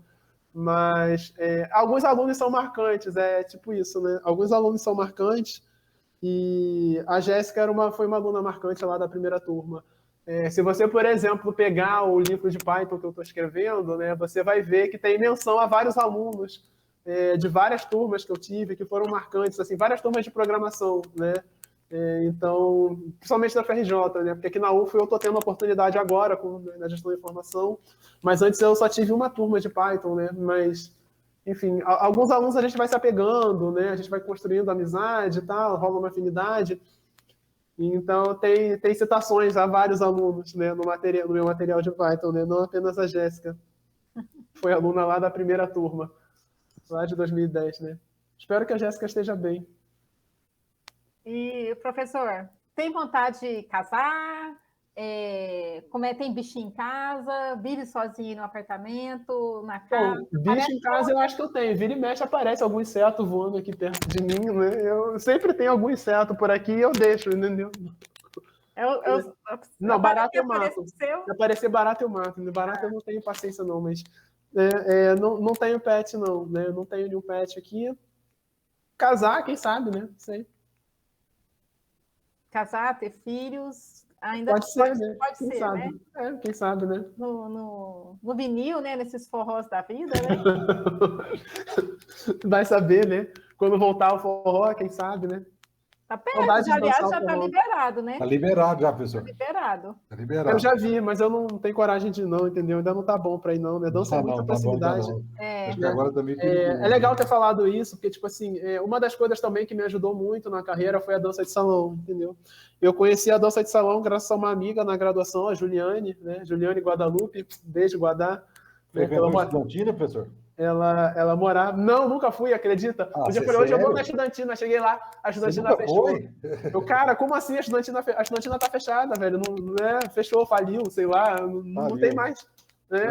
Quando eu morei lá, eu fui na estudantina várias vezes. Eu dei mole, eu podia ter ido, não fui, e quando eu fui, fechou.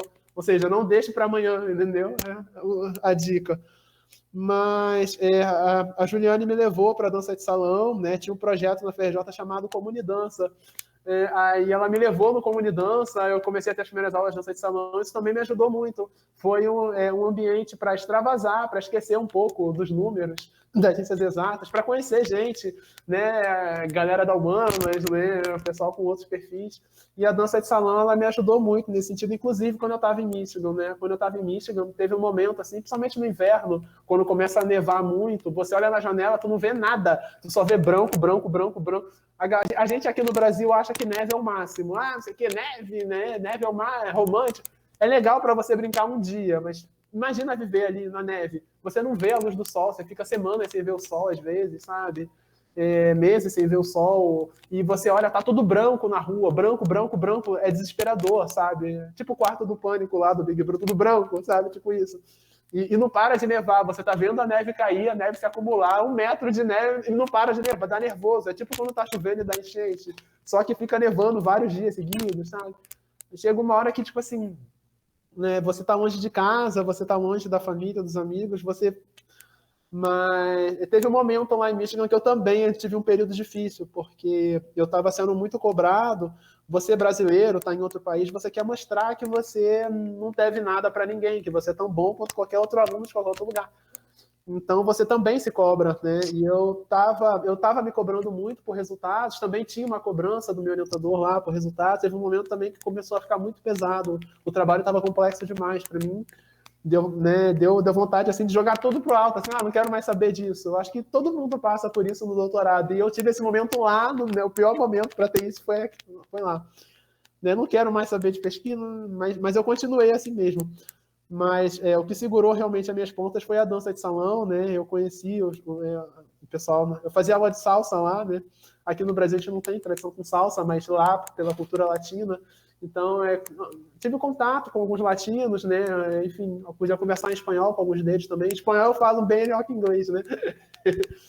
E isso também me salvou, né? Foi importante para mim. Professor, espera só um pouquinho, deu um negócio aqui. Ih, rapaz, aí, tipo assim, aí tu me quebra, né? Eu não vou falar que eu danço bem, não, entendeu? Mas eu me divirto, eu acho que isso é o mais importante. Eu me solto e me divirto. Então, assim, algumas pessoas até gostam de dançar comigo. Mas eu acho que o mais importante é isso, é você se extravasar, entendeu? É você ser você mesmo, é você não se importar muito se os outros estão observando, se você está bem ou se está mal. É você respeitar, né, as outras pessoas ali em volta. O meio da dança de salão, acho que de uma maneira geral é muito respeitoso. Às vezes aparece algum vagabundo lá, né, enfim, com alguma gracinha lá com as meninas e tal, mas de uma maneira geral o meio é muito respeitoso, as pessoas se respeitam, então você faz amigos ali, né, é um ambiente família, vamos dizer assim, né? A não ser quando, assim, quando vem pessoas de fora da dança de salão, né? Enfim, de vez em quando aparece, né? Os vagabundos da vida, mas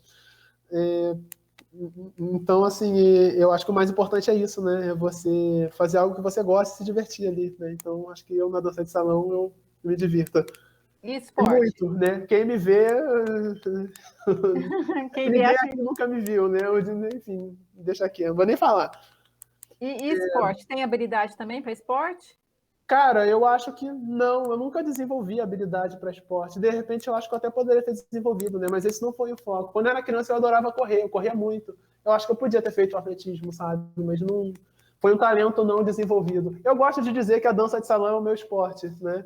Eu gosto de falar isso, né? Quem sabe um dia até vire um esporte olímpico, né? A próxima Olimpíada vai ter break dance, por exemplo. A dança de salão poderia virar um esporte olímpico também, né? É a mesma, é tipo patinação no gelo, né? Tem uma coreografia, o pessoal patinando, a mesma coisa, né? Quem sabe? Eu até brinco, eu tenho uma teoria que eu falo assim, parece que quem tem habilidade para dança não tem para esporte e vice-versa. Porque eu sou péssima para dança.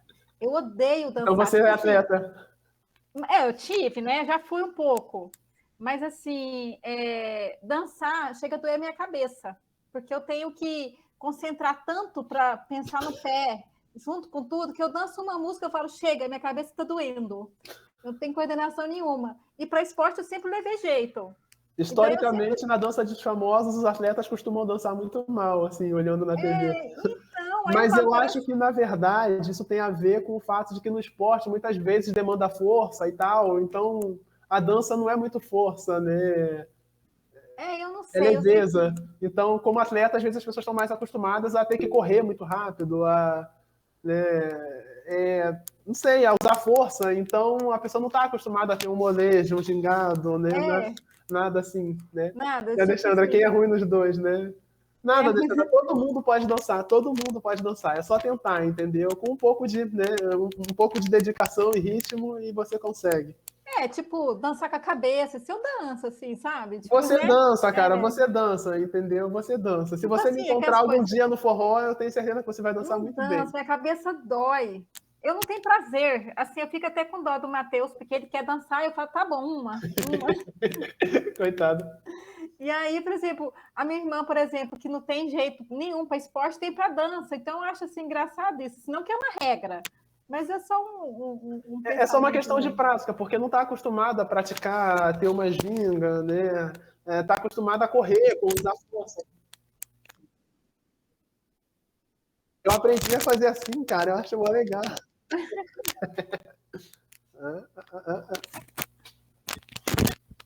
Né? Enfim, mas é isso, é se soltar, né? Nem todo mundo vai ter aptidão para dança, mas eu acho que assim, o legal é você achar alguma coisa que seja o seu hobby, a sua praia, entendeu? Então pode ser um esporte, né? Antes da pandemia eu tinha começado a fazer Muay Thai, eu adorava, mas aí veio a pandemia e eu parei.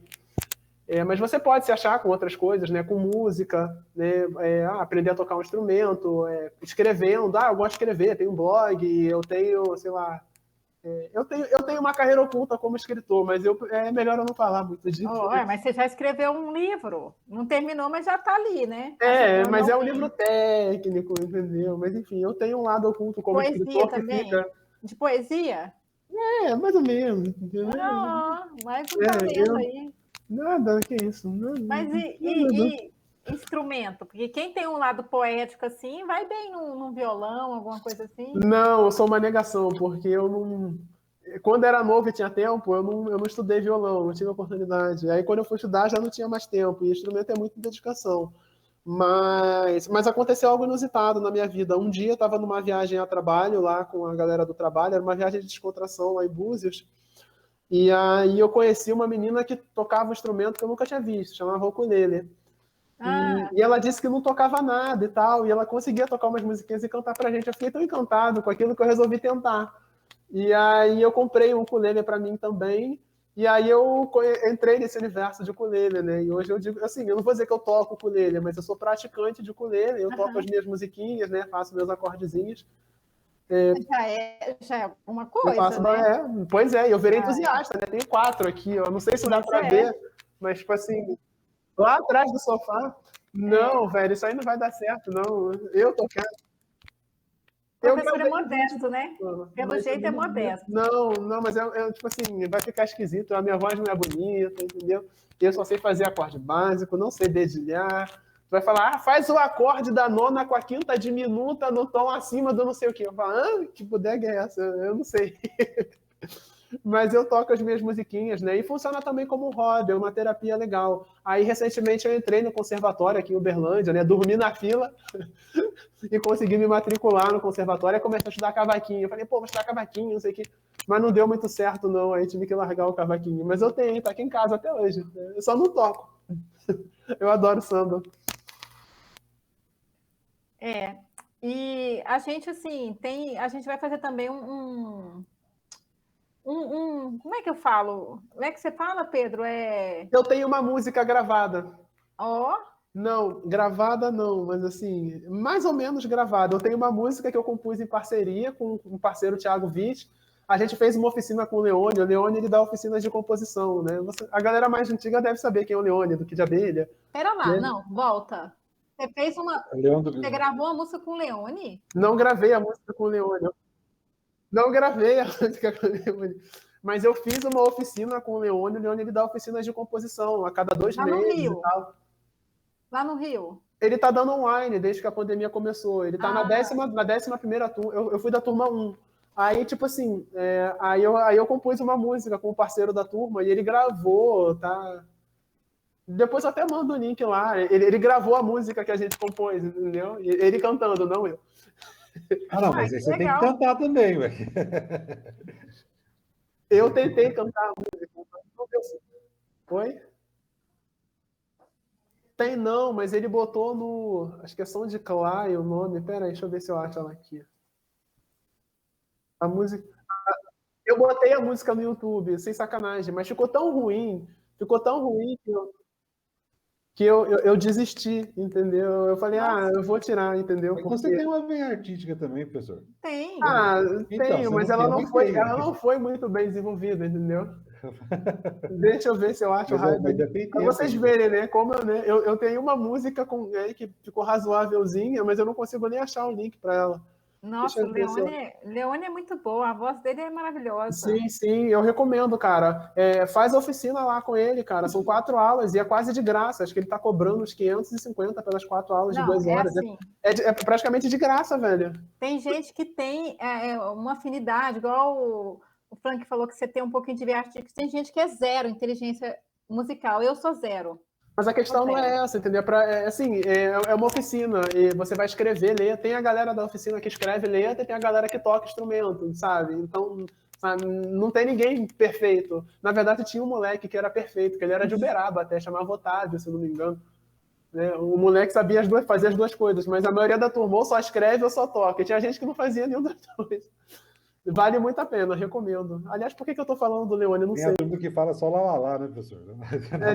Mas foi legal, sabe? Os exercícios com o Leone, né? O Leone me sacaneando lá na oficina, né? Porque teve um trabalho que eu fiz uma letra, ele deu a melodia, tinha que fazer uma letra com a melodia dele.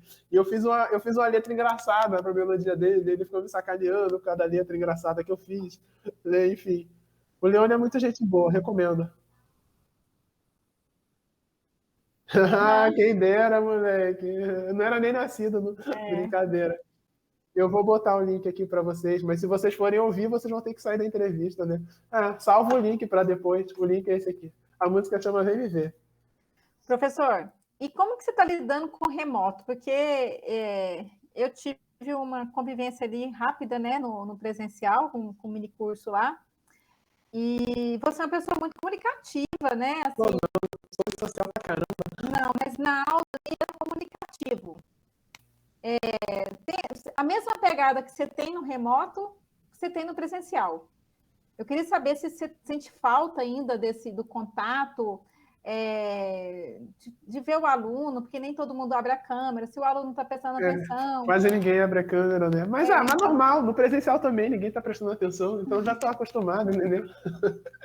Então, Na verdade... Você está lidando bem com remoto? Ou você acha mais difícil? Quer que volta? Você gosta, pensa no híbrido como o melhor método? O que você acha aqui? Eu acho que esse período remoto ele é mais desgastante, né? A gente fica mais desgastado, né? Eu acho que para os alunos ter que prestar atenção o computador o dia inteiro, a gente não levanta e tal, não sei o quê. Para mim é menos desgastante do que para vocês, eu acho, né? Porque eu só abro a câmera e começo a falar uma de besteira, vocês são obrigados a ouvir, ou pelo menos fingir que estão ouvindo. Mas eu acho que para quem tem que ficar assistindo a aula o dia inteiro assim, eu acho que é mais desgastante, entendeu? Eu acho que, de certa maneira, eu me adaptei bem no remoto, mas eu tenho as minhas estratégias, né? Então, primeiro, eu gosto de dar todas as aulas que eu posso dar. Então, alguns professores, por exemplo, gostam de deixar a aula gravada né, assiste o vídeo da aula aqui, né? Eu gosto mesmo de estar a aula ao vivo, sabe? O ruim é que vocês não podem botar o vídeo na velocidade 5, né, e assistir a aula mais rápido, né? Vocês têm que assistir a aula no ritmo que eu dou, a não ser que você não assista a aula e pegue a aula depois, mas eu gosto dessa interação com os alunos, assim. Com vocês é mais fácil, porque vocês na GI, assim, diferentemente de outros cursos na área de tecnologia, vocês têm uma veia humana mais forte, né? Vocês têm essa aptidão para as humanas, para a comunicação, então vocês são naturalmente mais comunicativos do que o aluno médio dos outros cursos de engenharia, da computação. Então, com vocês eu me sinto mais à vontade também por causa disso. Vocês ajudam a dar aula, né? É ruim dar aula sozinho, né? Vocês me ajudam a dar aula, vocês participam bastante, né? Vocês entram na pilha quando eu falo alguma besteira.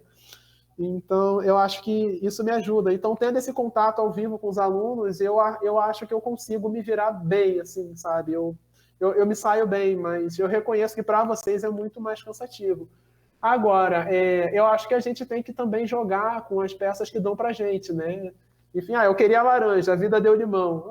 Se você queria laranja, mas te deram limão, faz uma limonada ou uma caipirinha, se você achar vodka.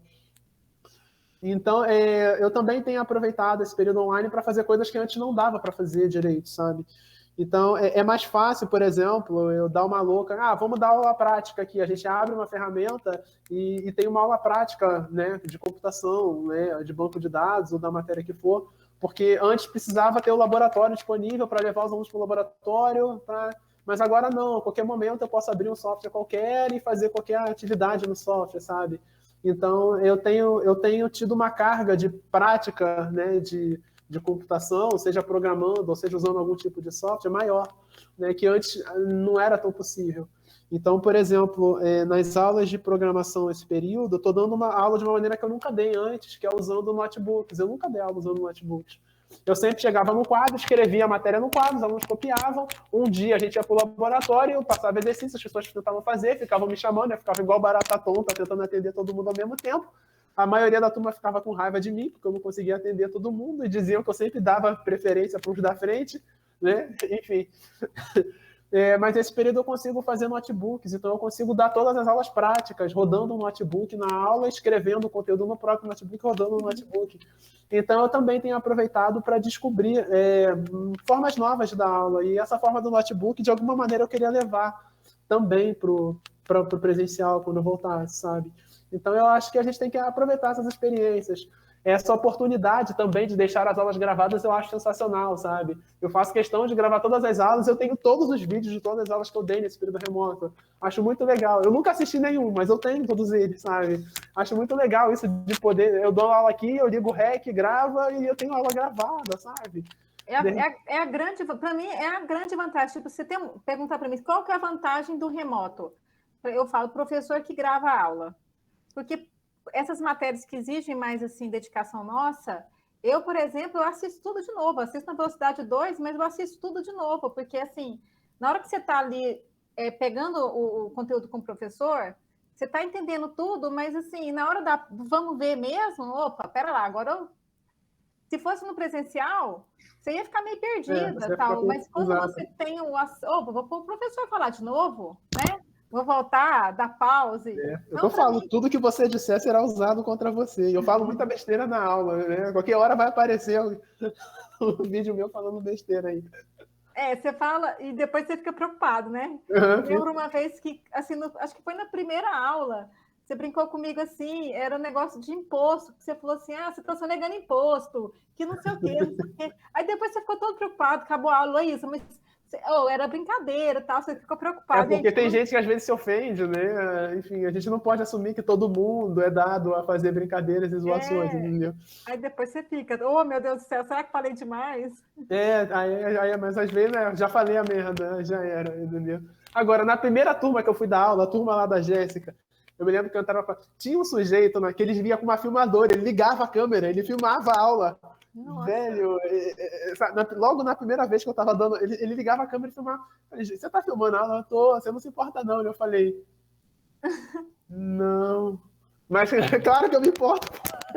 Eu já tava cheio de medo de estar dando aula ali, sabe? Era um moleque, né? Tinha acabado de me formar na graduação, não tinha manha de professor direito. Eu acho que eu explicava bem, sabe? O Zé Gustavo da Facom, a primeira coisa que ele fala da aula de lógica é que ele entra na primeira, é proibido gravar, não pode gravar se eu querer. Todo bravão. Não, ele gravou, mas eu acho que depois ele perdeu os vídeos. Sei lá o que aconteceu, se ele tem os vídeos até hoje. Então ele tem lá os vídeos dele sacaneando a Jéssica, né? Enfim. Qualquer hora, o dia que eu for candidato à presidência da República, essas coisas vão aparecer. Tenho certeza. Professor, mas é só assim, só tomando a palavra um pouco da Heloísa. Você, eu acho que, pelo menos para mim, se adaptou muito bem nesse período remoto. Na matéria que nós fizemos de banco, foi extremamente tranquilo. Eu acho que é igual você falou, acho que foi até mais proveitoso. Nós conseguimos fazer muito mais coisa do que se a gente estivesse na sala e dependendo de um laboratório, uma aula prática só por semana, ou a cada 15 dias, sei lá. Foi ótimo, porque toda aula a gente estava praticando. Era prática. Nem sempre é possível, né? Ultimamente eu estava conseguindo. Eu acho que esse período remoto, acho que a gente vai tirar um proveito muito grande disso. Muita coisa vai ficar, eu acho. Talvez assim, não sei, talvez as aulas práticas de computação vai passar a ser remoto. A gente vai lá para a sala, assiste uma aula teórica e fala, agora vocês vão todo mundo para casa. Na próxima aula a gente conecta e vamos fazer o exercício. O ideal seria se eu conseguisse marcar todas as aulas no laboratório, né? Para fazer todas as aulas práticas, mas é meio impossível conseguir isso, né? São muitas matérias disputando poucos laboratórios na UF. Infelizmente, a gente tem problemas quanto a isso. Com banco de dados, geralmente eu consigo reservar um laboratório lá na FAGEM e ficar dando prática. Mas mesmo assim, esse último período foi mais proveitoso. Principalmente se considerar que eu consegui dar a matéria toda num tempo menor, né? Que esses períodos agora estão menores do que os períodos regulares. Né? Mas eu acho que, né, de alguma maneira deu certo ali, né? Porque fica gravado. Acontecia muito de eu chegar na aula, tipo assim, vai um terço da turma na aula. Aí a ferramenta a gente começa usando assim, a gente está o banco de dados assim. Aí na aula seguinte vem muita gente que faltou a anterior, aí tem que repetir a aula, porque não dá para a pessoa fazer a prática se ela não, pelo menos não aprender a abrir a ferramenta e instanciar o banco, entendeu? Então, assim, aí depois tinha que repetir de novo, porque sempre tinha alguém que faltava, sabe? E isso era uma coisa meio ruim que acontecia, né? Assim, se tem um lado meio ruim, é que os alunos às vezes faltam muito, né? E aí, às vezes, fica difícil de lidar com isso. Tem sempre o grupo que te acompanha ali, mas, assim, né, se me permitem um puxão de orelha com vocês, né, eu gostaria que, de uma maneira geral, não são todos, mas que os alunos fossem mais, pelo menos na minha aula, sabe? Então a gente acabava perdendo um pouco de tempo com isso. Nesse período remoto, não. Eu lembro que eu cheguei assim, quem não aprendeu a configurar o banco, sai da aula agora e vai pegar o vídeo da aula passada. Tipo isso. Pois é, mas isso é top, isso é bom pra caramba. E as aulas estarem gravadas eu acho a grande vantagem. Eu vou manter os vídeos comigo quanto eu puder, a não ser que caia um raio no meu computador e eu perca eles, mas eu vou manter eles comigo. E quando voltar no presencial, vou falar, as aulas estão aqui, tem as aulas gravadas aqui para quem quiser assistir. Até por uma questão de acessibilidade também, né? De repente, a gente tem, por exemplo, alunos que são deficientes auditivos, então, às vezes, a aula gravada tem a possibilidade da legenda automática, ou às vezes tem o tradutor de Libras que pode assistir a aula gravada e se preparar, né? Porque quando tem um aluno, por exemplo, deficiente auditivo, tem que colocar um tradutor de Libras na sala para traduzir o que o professor fala, né? Que o professor, na maioria das vezes, não tem. Eu só conheço uma professora que tem base de Libras na UF inteira, assim, nessa área de exatas. Mas se a aula está gravada, você pode entregar a aula gravada para o tradutor de Libras, porque o tradutor de Libras não entende nada de computação. Ele vai ter que traduzir termos que às vezes ele, sabe, você entrega a aula gravada antes para o tradutor de Libras, ele pode fazer, já se preparar para uma tradução, fazer uma tradução ele mesmo gravada ali para colocar no vídeo. Então, acho que até uma questão de acessibilidade, né? Por acessibilidade também é legal ter essas gravações das aulas. Eu faço questão de ter todas elas. Até as aulas que eu falo besteira, tem aula que eu erro, né? Tem aula que eu chego assim, então isso aqui rodando assim vai dar isso. Aí quando roda o comando dá errado, dá um erro, não dá o resultado que era para dar, eu passo uma vergonha lá. Mas eu acho que isso faz parte também, né? Enfim, eu não tô aqui também para acertar sempre, né? Então, eu acho que esses momentos assim também humanizam a aula, eu acho, sabe? O importante é que a gente consegue achar a saída, mesmo quando deu erro. Por isso, isso. Enfim, dá certo no final. Eu acho que isso é o mais importante.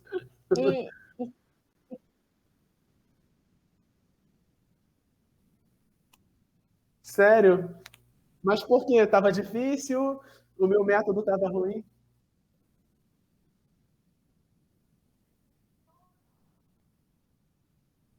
Hum.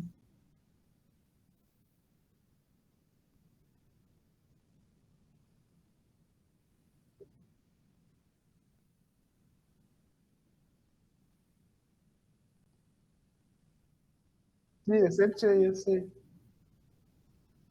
Sempre tinha isso.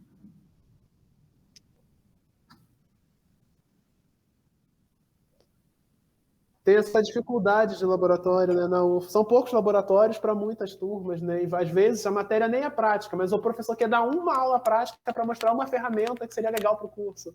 Aí tem que fazer o rodízio lá de laboratórios, é complicado, né? Eu gostaria de, a partir de agora, dar todas as aulas de programação de computadores só no laboratório para dar aula só com o notebook, sabe? Eu acho que seria bem mais proveitoso assim, né? Foi uma maneira de dar aula que eu nunca tinha experimentado, né? E esse período fez eu descobrir essa forma de dar aula que eu acho que acabou sendo melhor do que o quadro. Porque tudo que eu escrevo no quadro, eu escrevo no notebook e fica salvo lá. O aluno pode acessar, então ele tem as mesmas anotações. É como se o aluno pudesse levar o meu quadro para casa. Sem ter, sabe, o meu quadro mesmo, né? Tipo assim, às vezes o aluno copia a matéria, mas ele copia errado, ou não copiou uma parte, ou o professor foi lá e apagou o quadro antes dele copiar. Mas ali ele tem o link para o meu notebook, onde eu mesmo digitei. Eu faço questão de construir um notebook do zero. Então, tipo assim, ele tem um quadro da matéria que ele pode levar para casa, ele pode copiar e ele mesmo editar, pode acrescentar anotações particulares dele no meu notebook. Né? Então, eu acho que isso é algo que tem que ficar, assim, sabe? A gente tem que aprender a lidar com isso. É um presente que a gente tem do professor. Eu até comentei isso com a entrevista que a gente da professora de cálculo, porque, assim, às vezes em sala de aula a gente fica copiando, e a nossa atenção, por mais que a atenção é difusa, ali na aula do remoto, a gente está... Porque quando o professor fornece o material, né, porque não é todos que fornecem, mas no caso dessa professora, ela fornece o material, tudo que ela escreve, aí fala, você não tem que mais copiar nada, você está 100% da aula para prestar atenção. Aí, lógico que você tem que depois fazer, né, a parte de estudar, porque senão não entra na cabeça. Mas é igual você falou, é como o aluno estivesse levando o quadro para casa. Você está na sala de aula só para prestar atenção. Você não tem que copiar nada. Isso é um ganho enorme. É uma faca de dois gumes, né? Então, as pessoas mais disciplinadas vão saber usar isso para o bem, mas se você não for muito bem disciplinado, o fato de não ter que copiar pode te deixar disperso, né? Aí você já abre aqui o WhatsApp para responder o fulano, já abre aqui o Instagram e quando você vê, já se perdeu da aula, né? Mas sabendo usar, né, com responsabilidade, né? Grandes poderes trazem grandes responsabilidades. Sem dúvida, é algo positivo, sim, né? Ter o material ali que você já está ali, você não... Né? Eu geralmente falo assim na aula, né? Então, você pode abrir o notebook do zero e copiar de mim, como se estivesse copiando a matéria no quadro. Mas se você acha que fica melhor sem copiar, eu dou o link para o notebook, você acessa o notebook, né? Então, e aí você, né, tem o meu acesso ao meu próprio notebook, não precisa copiar, né? Enfim. Eu acho que assim, tem diferentes perfis de alunos, né? Então, a gente, né, também não pode assumir que todos os alunos são iguais a gente. Eu, por exemplo, gostava de copiar, mas nem todo mundo vai gostar de copiar. Né? Eu acho que, enfim, a gente tenta agradar o máximo que a gente pode a todos, né? Por mais impossível que seja. E como que anda a sua rotina, assim, primeiro durante a pandemia, na época mais brava, como que estava a sua rotina? E agora que a pandemia está, né, a gente já vacinou, aí a gente já se permite a fazer algumas coisas porque se sente mais protegido. Como que foi aquela rotina e como que está hoje? Se teve alguma mudança depois que você foi vacinado?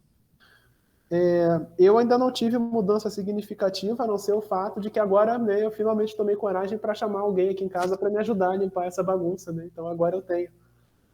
Eu agora tenho uma diarista me ajudando aqui, antes, durante a pandemia não tinha, nem antes, para ser sincero. E eu acho que só o que mudou foi isso, né? Que agora eu tenho essa coragem de deixar alguém vir aqui em casa, né, arrumar as coisas. Tava uma bagunça, ainda tá, né? Ela, coitada, ela ainda não teve tempo de arrumar tudo isso aqui. Mas no início da pandemia, eu acho que eu tive um aproveitamento muito bom mesmo, sabe? Eu aproveitei, eu vou falar uma coisa que eu não devia falar, mas foi muito bom não dar aula no começo do ano passado, foi muito bom. Não era para falar isso. Primeiro que eu adoro dar aula, segundo que não dar aula prejudicou muitos alunos, mas assim, falando bem egoisticamente, a gente na universidade tem alguns problemas, né? E um deles é que a gente tem que assumir muitos papéis diferentes. Então, eu sou professor com vocês na sala de aula, mas eu não sou só professor com vocês na sala de aula. Espera-se também que eu seja um pesquisador, espera-se também que eu oriente pesquisas, espera-se também que eu oriente estágios, mas estágio eu só assino que oriento, né, e não faço nada, infelizmente, é o que acontece. Espera-se que, sei lá, que eu aconselhe alunos de alguma maneira, espera-se que eu execute trabalho administrativo, então às vezes tem uma coordenação, tem uma comissão de não sei o que para participar, uma comissão de progressão, uma comissão de avaliação, uma comissão de seleção, sei lá o que. Eu tenho que revisar pesquisas às vezes. Então, por exemplo, tem congressos. Então, quando você manda um trabalho para o congresso, esse trabalho tem que ser revisado por outros pesquisadores, né, para dizer, isso aqui é válido para o Congresso. Então, nós também fazemos isso. Tem os trabalhos, espera-se que a gente faça extensão também. Em suma, a gente meio que tem que ser super-herói. Então, tem os projetos culturais, projetos de extensão, o projeto daquilo, trabalho administrativo da aula. Não dá para fazer tudo, né? Não dá para fazer tudo. E a gente, infelizmente, está num contexto muito burocrático. Essa universidade, todas as universidades, né, de uma maneira geral aqui no Brasil, são burocráticas, mas essa tem uma carga de burocracia um pouco maior. E, às vezes, a gente lidando com a burocracia perde muito tempo, sabe? Enfim... Eu, por exemplo, estava na comissão da Facom que cuida do patrimônio da Facom, entendeu? Então, eu tive que sair de sala em sala para mapear todo o patrimônio da Facom, todos os equipamentos e tal, sabe? Quer dizer, nada contra esse trabalho, mas, tipo assim, um professor doutor, será que não podia fazer algo mais útil para a humanidade? Sabe? Então, assim, a gente tem essas tarefas todas e, com isso, nem sempre a gente consegue fazer o que a gente gostaria de fazer. Porque a gente tem a primeira urgência, são as aulas. Eu tenho que dar aulas, de fato. A primeira urgência, a universidade, ela ensina pesquisa, extensão, cultura e administrativo, mas a primeira urgência é o ensino, né? Então, tem que ensinar. Acabou. E aí tem as outras adições que você tem. Então não sobra tempo, muitas vezes, para fazer aquilo que você gostaria de fazer. E a minha paixão é a pesquisa. Eu adoro pesquisar. Eu adoro dar aula, mas eu também adoro pesquisar. E ultimamente eu ainda não consegui um nível de equilíbrio muito bom, né? Eu não estou podendo fazer tantas pesquisas quanto eu gostaria. Eu não tenho alunos para orientar, digamos assim, mais próximos. Eu tenho alunos para orientar, mas eu não estou orientando eles em temas relacionados à pesquisa que eu pessoalmente faço. Então, estou orientando eles em outros temas. Então, não consigo aproveitá-los na minha pesquisa pessoal, entendeu? E aí, falta tempo. E, às vezes, você sente que poderia estar fazendo mais com pesquisa, poderia estar dando uma contribuição maior e não dá tempo. Então, quando deu esse tempo na pandemia, sem aula, velho, cara, vou poder... Tipo assim, eu tinha uns projetos de pesquisa engavetados de anos, assim, que eu queria fazer. Eu comecei a fazer, botei para rodar, e rodou, deu muito certo, eu fiz muita coisa legal em termos de pesquisa, assim, que eu queria fazer e não fiz, entendeu? Desenvolvi algoritmo, sabe? Eu agora vou participar de um congresso esse mês, e com o algoritmo que eu desenvolvi, né, ano passado, nesse tempo que não estava tendo aula. Então, velho, eu aproveitei mesmo. Aí agora, aula opcional, eu falei, não quero dar aula.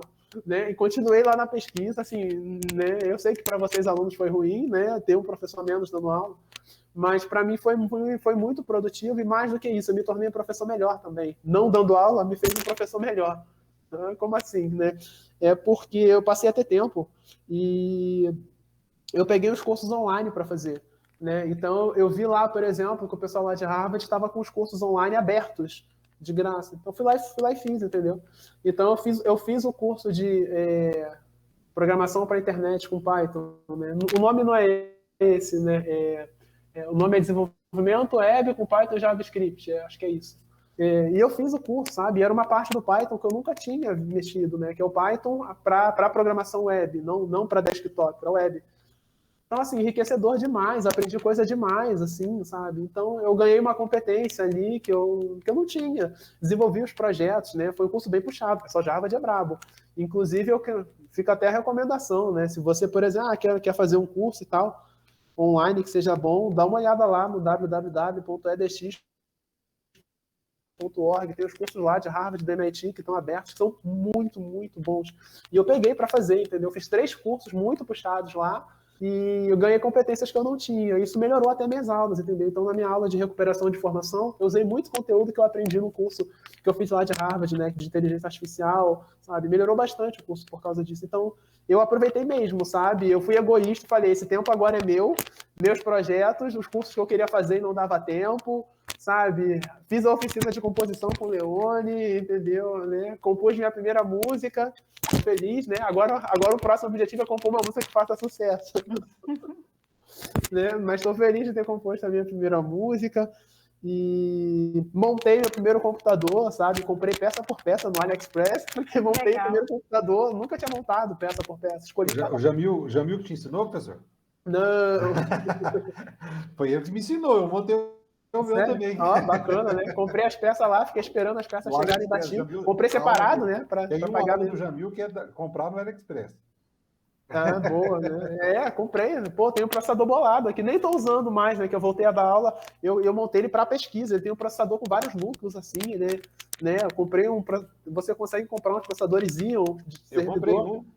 Então, antigo. Assim, é de 2014. De 12 núcleos e 24 esse é o meu, é o 80, né? É o 2680, não é isso? 2680. Exatamente. Velho, bom demais, né? 32 de memória. Eu pensei, cara, 24 threads, eu vou voar nessa parada, eu vou ganhar. O próximo Nobel é meu, entendeu? Com 24 processadores. Ó. O seu ainda não é LED, não. O meu é simplesinho, né? Esses frufrus aí eu deixo de lado. Mas eu falei, cara, 24 processadores, o próximo Nobel é meu. Aí, tipo assim, aí montei o computador e quando eu fui usar os 24 processadores, eu percebi que eu não consigo usar os 24 processadores direito. Porque tem gargalo no acesso à memória. Os 24 processadores tentando acessar a memória ao mesmo tempo, a memória não consegue atender os 24 processadores. Aí, tipo assim, a minha memória tem 4 canais de memória, então ela conseguiria no máximo atender 4 processadores ao mesmo tempo. Então os processadores meio que ficam brigando entre si para acessar a memória e dar um gargalo. E às vezes rodar a aplicação com 24 processadores fica mais lento do que rodar com 10, por causa do gargalo da memória. Mas era um conhecimento que eu não sabia. Fiquei sabendo porque montei o computador na pandemia e fui testar. E eu tenho vontade. Eu montei e fui rodar meu TCC, eu estou fazendo com o Rui, né? ele me pediu para mim rodar um programa no R, um código no R, aí eu pensei também, agora eu vou voar, né? Vai voar, aí Aí dá eu ruim. peguei um i7zinho velho que eu tenho aqui, que é o meu notebook, esse que eu estou falando, e aí comparei, deu 20% de diferença só no tempo. 7 horas e meia para rodar o código que o Rui me deu lá. Às As séries temporais. vezes, o que tu pode fazer é o seguinte: como os processadores ficam brigando para acessar a memória, diminuir os processadores. Então, se tu entrar lá na BIOS e desabilitar o hyperthreading do processador, ele vai usar só os 12 núcleos físicos. Né? Aí você roda só com 12 processadores ao invés de 24. E às vezes os 12 brigando pela memória vai dar menos briga e eles conseguem rodar mais rápido do que se tivesse os 24, sabe? Dependendo da aplicação.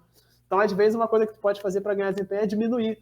Né? Eu não sei como é que está a sua configuração de memória, quantos canais você tem, né? Tem quatro canais. Tem 4 também? Bota 8 processadores nos 4 canais, vai voar, 4 de entendeu? 8.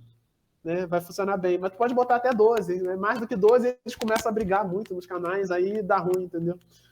É como se você tivesse que pintar uma parede, aí tipo assim, aí você chama 12 pintores para pintar a parede, aí você fala assim, vai pintar mais rápido, vai, mas você só tem 4 rolos para pintar. Aí um tem que pintar e passar o rolo pro outro, aí o outro dá uma pincelada e passa pro outro. Não adianta nada. Aí fica mais lento, entendeu? É tipo isso. Mas se você tiver o mesmo número de rolos que você tem de pintores, aí voa. Com 4 canais e 4 processadores, você vai ter um aproveitamento máximo. Mas botar 2 processadores por canal ainda dá bom, sabe? Assim, nos meus testes, pelo menos. Né? É a dica que fica. Se você está montando... Eu sempre gostei de hardware, né? Eu vivo montando computador, isso é um hobby meu. Aí, conversando com o Jamil, um dia nós terminamos a aula e ele ficou comigo lá. Aí eu tinha medo de comprar no AliExpress, né?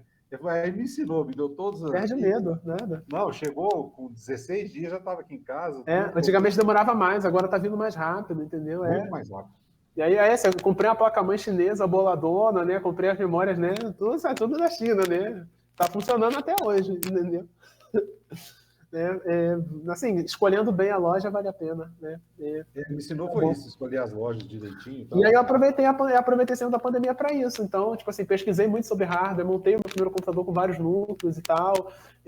Fiz os cursos online, que eu sou um professor melhor agora, tenho mais base, porque graças aos cursos online que eu fiz na área de A, quero estudar mais na área de A, inclusive. Adiantei minhas pesquisas, então para mim foi bom esse tempo, entendeu? Eu comecei a cair mais de produção no final passado, que quando caiu a ficha que eu não ia passar o Natal com meus pais, que, tipo assim, aí bateu uma depressão, assim, aí eu entrei no período meio difícil.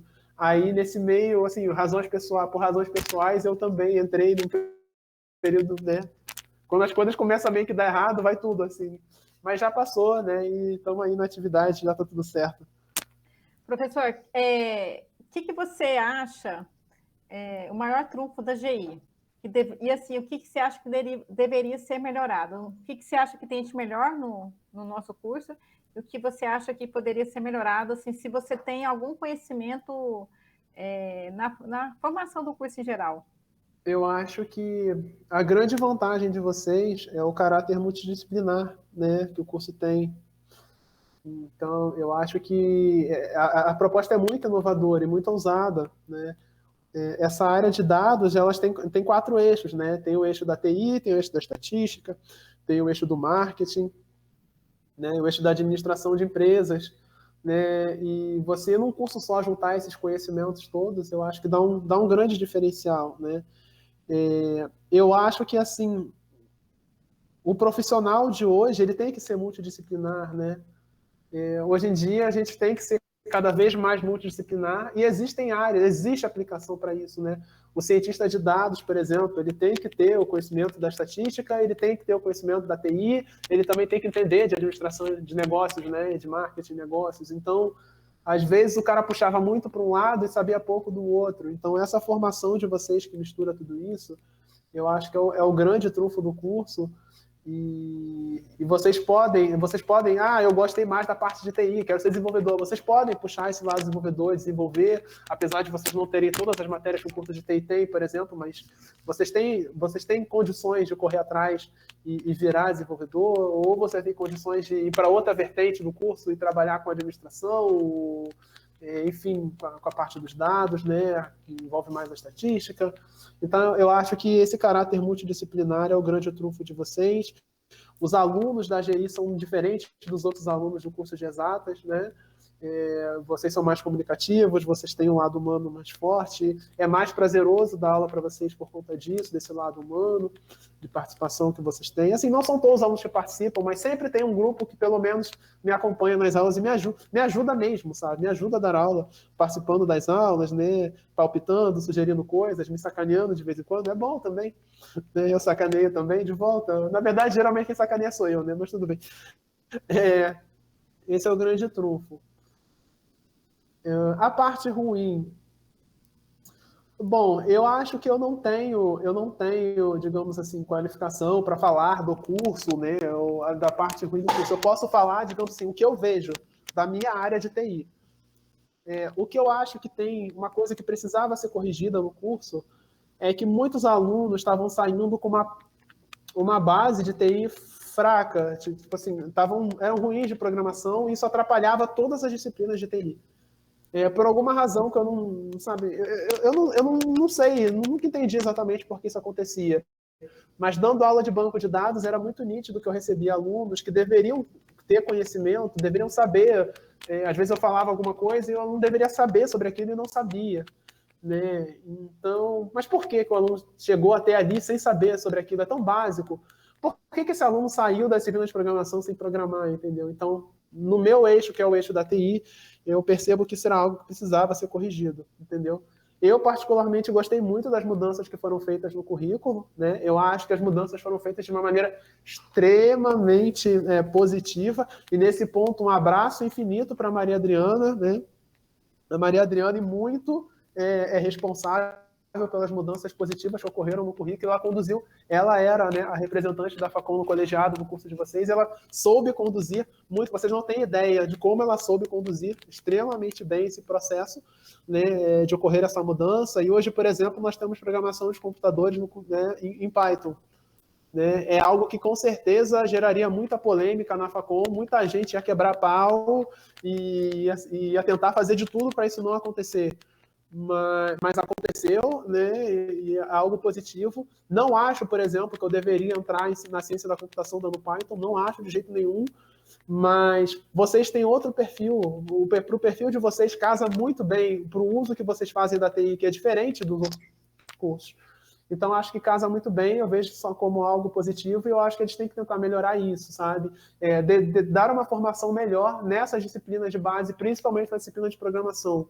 Né? Eu estou tentando fazer esse período, dar uma base boa para os alunos, mas a gente tem muita dificuldade, né? É difícil ensinar programação, às vezes os alunos acabam desistindo, né? Eu reconheço, né, esse período remoto traz uma dificuldade adicional, eu reconheço que é algo que precisa ser melhorado, mas a gente precisa conseguir fazer os alunos saírem da disciplina com uma base melhor, ou se não saírem da disciplina, entendeu? Às vezes é melhor reprovar sem saber do que passar sem saber, desculpa. É melhor reprovar sabendo que passar sem saber. Porque o aluno passa sem saber e ele vai ter várias dificuldades nas matérias que vão vir depois. Ele acaba se saindo mal nas disciplinas de estrutura de dados, tem um amplo histórico de reprovação por causa disso, né? Disciplinas de banco de dados, né? Enfim, e outras disciplinas também que vão fazer uso dessa parte TI, porque o aluno saiu mal da disciplina de programação de computadores e por alguma razão ele foi aprovado sem saber. Sabe? Eu acho que isso é o que a gente precisava melhorar mais nesse meu eixo e tentar encontrar a melhor maneira de ensinar a programação para os alunos que parecem que muitas vezes têm trauma, né, de programação. Né? E agora eu estou com esse papel no curso. Né? Então, essa responsabilidade agora está comigo. Né? Professor, aproveitando o gancho, mas como é que está indo? Como é que está indo, pessoal? Eu tenho alunos muito bons na turma, que, como sempre, em todas as turmas da GI, sempre tem um grupo que me acompanha, mas, sendo bem franco com você, não está tão bom quanto eu gostaria. Mais da metade da turma já não está indo à aula, dos 30 alunos, eu tenho no máximo 15 indo à aula, né? Menos do que isso, na verdade, e entregando os trabalhos eu devo ter uns 12. Então, eu tenho 12 alunos que ainda não desistiram. Mas esses alunos que estão entregando o trabalho, eu tenho muito orgulho, porque não é fácil aprender a programar, principalmente no período remoto, em que não tem aula de laboratório, em que eu não posso ir ali do lado do aluno e falar, faz isso.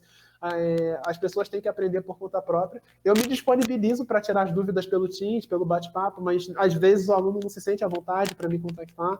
É difícil né? Programação é mais difícil. Programação não é uma matéria como outra. Não é como banco de dados, por exemplo. É mais difícil aprender programação do que aprender banco de dados.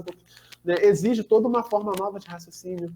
Então, assim, apesar da quantidade de alunos que ainda está levando a disciplina e entregando os trabalhos ser baixa, eu tenho muito orgulho desses alunos e até agora eles estão saindo muito bem, assim, sabe? Às vezes eu arranco os cabelos corrigindo, mas eu sei que isso é normal. Todo mundo que começa a aprender programação passa por isso, né? De repente, no presencial, talvez a gente consiga algo um pouco melhor ou não sei, né? Não, mas a média é mais ou menos isso mesmo, professor. Nos 40 aí tá sobrando 15. Porque no remoto, às vezes a pessoa se enrola e perde uma aula, e quando vê, já perdeu muita aula, já não consegue mais acompanhar, é difícil prestar atenção, então tem essas dificuldades a mais. Mas eu tenho muito orgulho dos alunos que estão seguindo, são alunos bons, assim, a maioria. Qual que é o perfil desses 12 alunos? É a pessoa que está entrando ou são os veteranos que estão correndo atrás? Assim, qual que é o perfil desse Eu tenho alguns alunos que são novos e alguns alunos que estão correndo atrás. Eu achei que o número de alunos na turma foi muito pequeno. 30 alunos eu acho pouco, né? 30 alunos é a quantidade de alunos que entram no curso todo semestre, não é isso? É pouco. Né? E para a quantidade de reprovações que tem no curso, achei que a turma estaria mais cheia. Mas eu reconheço também que é a primeira vez que eu estou dando a matéria, e a primeira vez que eu dei banco de dados, se não me engano, eu tinha 15 inscritos, sabe? Aí na segunda já tinha 30. Né? Eu acho que a primeira vez que a gente dá a matéria, a galera fala assim, não vou fazer não, deixa eu ver primeiro como é que ele é com a turma que está. E aí, depois disso, né? Aí, deu certo. Aí a galera começa a vir mais em peso, sabe? Acho que tem isso também. Eu acho que rola um pouco isso, né? Rola. Então, algumas pessoas talvez estejam esperando a primeira turma sair para ver o que vão falar de mim. Dependendo do que falarem de mim nesse semestre, mais pessoas podem decidir se inscrever ou não. Eu acho que até que, não em relação talvez ao seu nome, isso rola. Pelo menos eu pergunto muito sobre os professores. Vou no Spotted, da UFO, lá do Facebook, mas às vezes mais preocupados também com a mudança, né? Porque agora é Python. Então a gente escutou muito isso, estou com medo, vou deixar para fazer no presencial, estou com medo. Pode ter sido isso também, essa mudança do... O ideal seria no presencial, mas a gente está com a vantagem do remoto das aulas poderem ser feitas com notebook. Toda aula, então, é aula prática, né? Então, assim, tem essa vantagem, né? Mas tem a desvantagem de que no remoto a gente se dispersa muito mais facilmente. Se dispersar com programação é mais fatal, é mais difícil de correr atrás do que com outra matéria, né? Bom, eu espero muito que dê certo, né? Queria muito ver os alunos saindo com uma base melhor e se saindo melhor das disciplinas que vierem depois, né? Eu acho que foi uma conquista importante a mudança da grade. Vocês, alunos, também vão ter que lutar para manter essa conquista, sabe? As disciplinas de estruturas de dados tendo que ser dadas em Python também, vocês vão ter que lutar para garantir isso. Sempre vai ter o pessoal que vai ser contra, que vai falar que não é para ser em Python, etc. E por aí vai, né? Tem uma pergunta que a gente faz, só que durante a entrevista você foi falando o tempo todo. Eu achei isso interessante, mas eu vou fazer ainda, porque às vezes tem mais algo que você possa falar.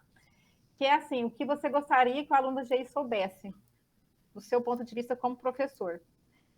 Então, ao decorrer da nossa entrevista, você toda hora falava, faça isso, faça aquilo, tal. Dando dicas, né? O tempo todo você foi dando dicas. No episódio de hoje nós aprendemos, tipo desenho dos anos 80, né?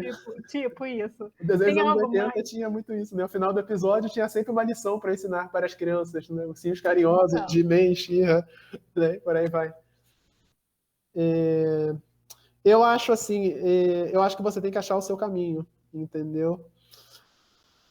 E tem que achar a sua forma de estudar que dê certo. Eu, por exemplo, descobri que eu estudo muito melhor à noite do que de dia e que lutar contra isso é complicado, então é melhor, sei lá, de alguma maneira estudar de madrugada e ficar com sono durante o dia, não sei, e tentar dormir de tarde, estudar de madrugada, porque eu funciono melhor assim.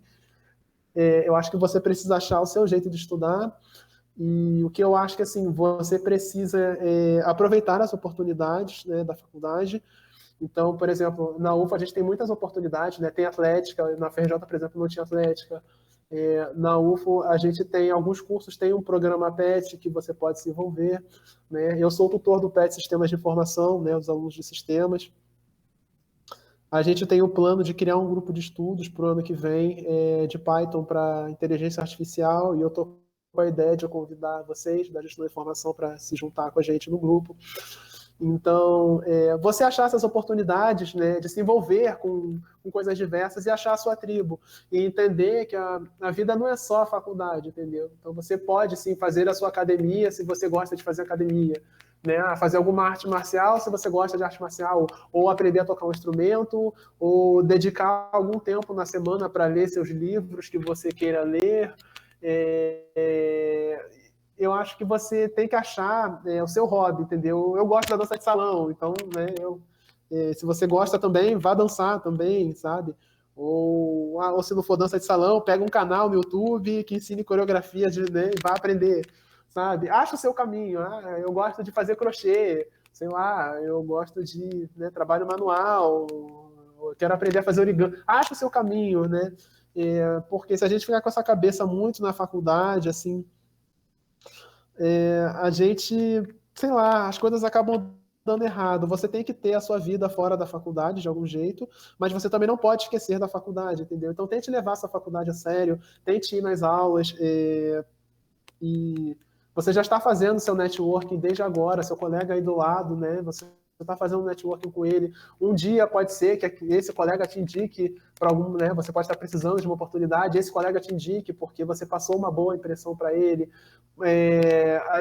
Às vezes, você se sair bem numa matéria pode te abrir portas, seja porque o professor viu o futuro em você, ou porque, sei lá, o professor te indicou algum caminho para seguir.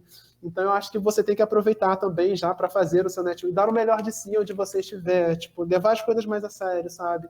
Eu tive alunos muito bons em todas as matérias que eu dei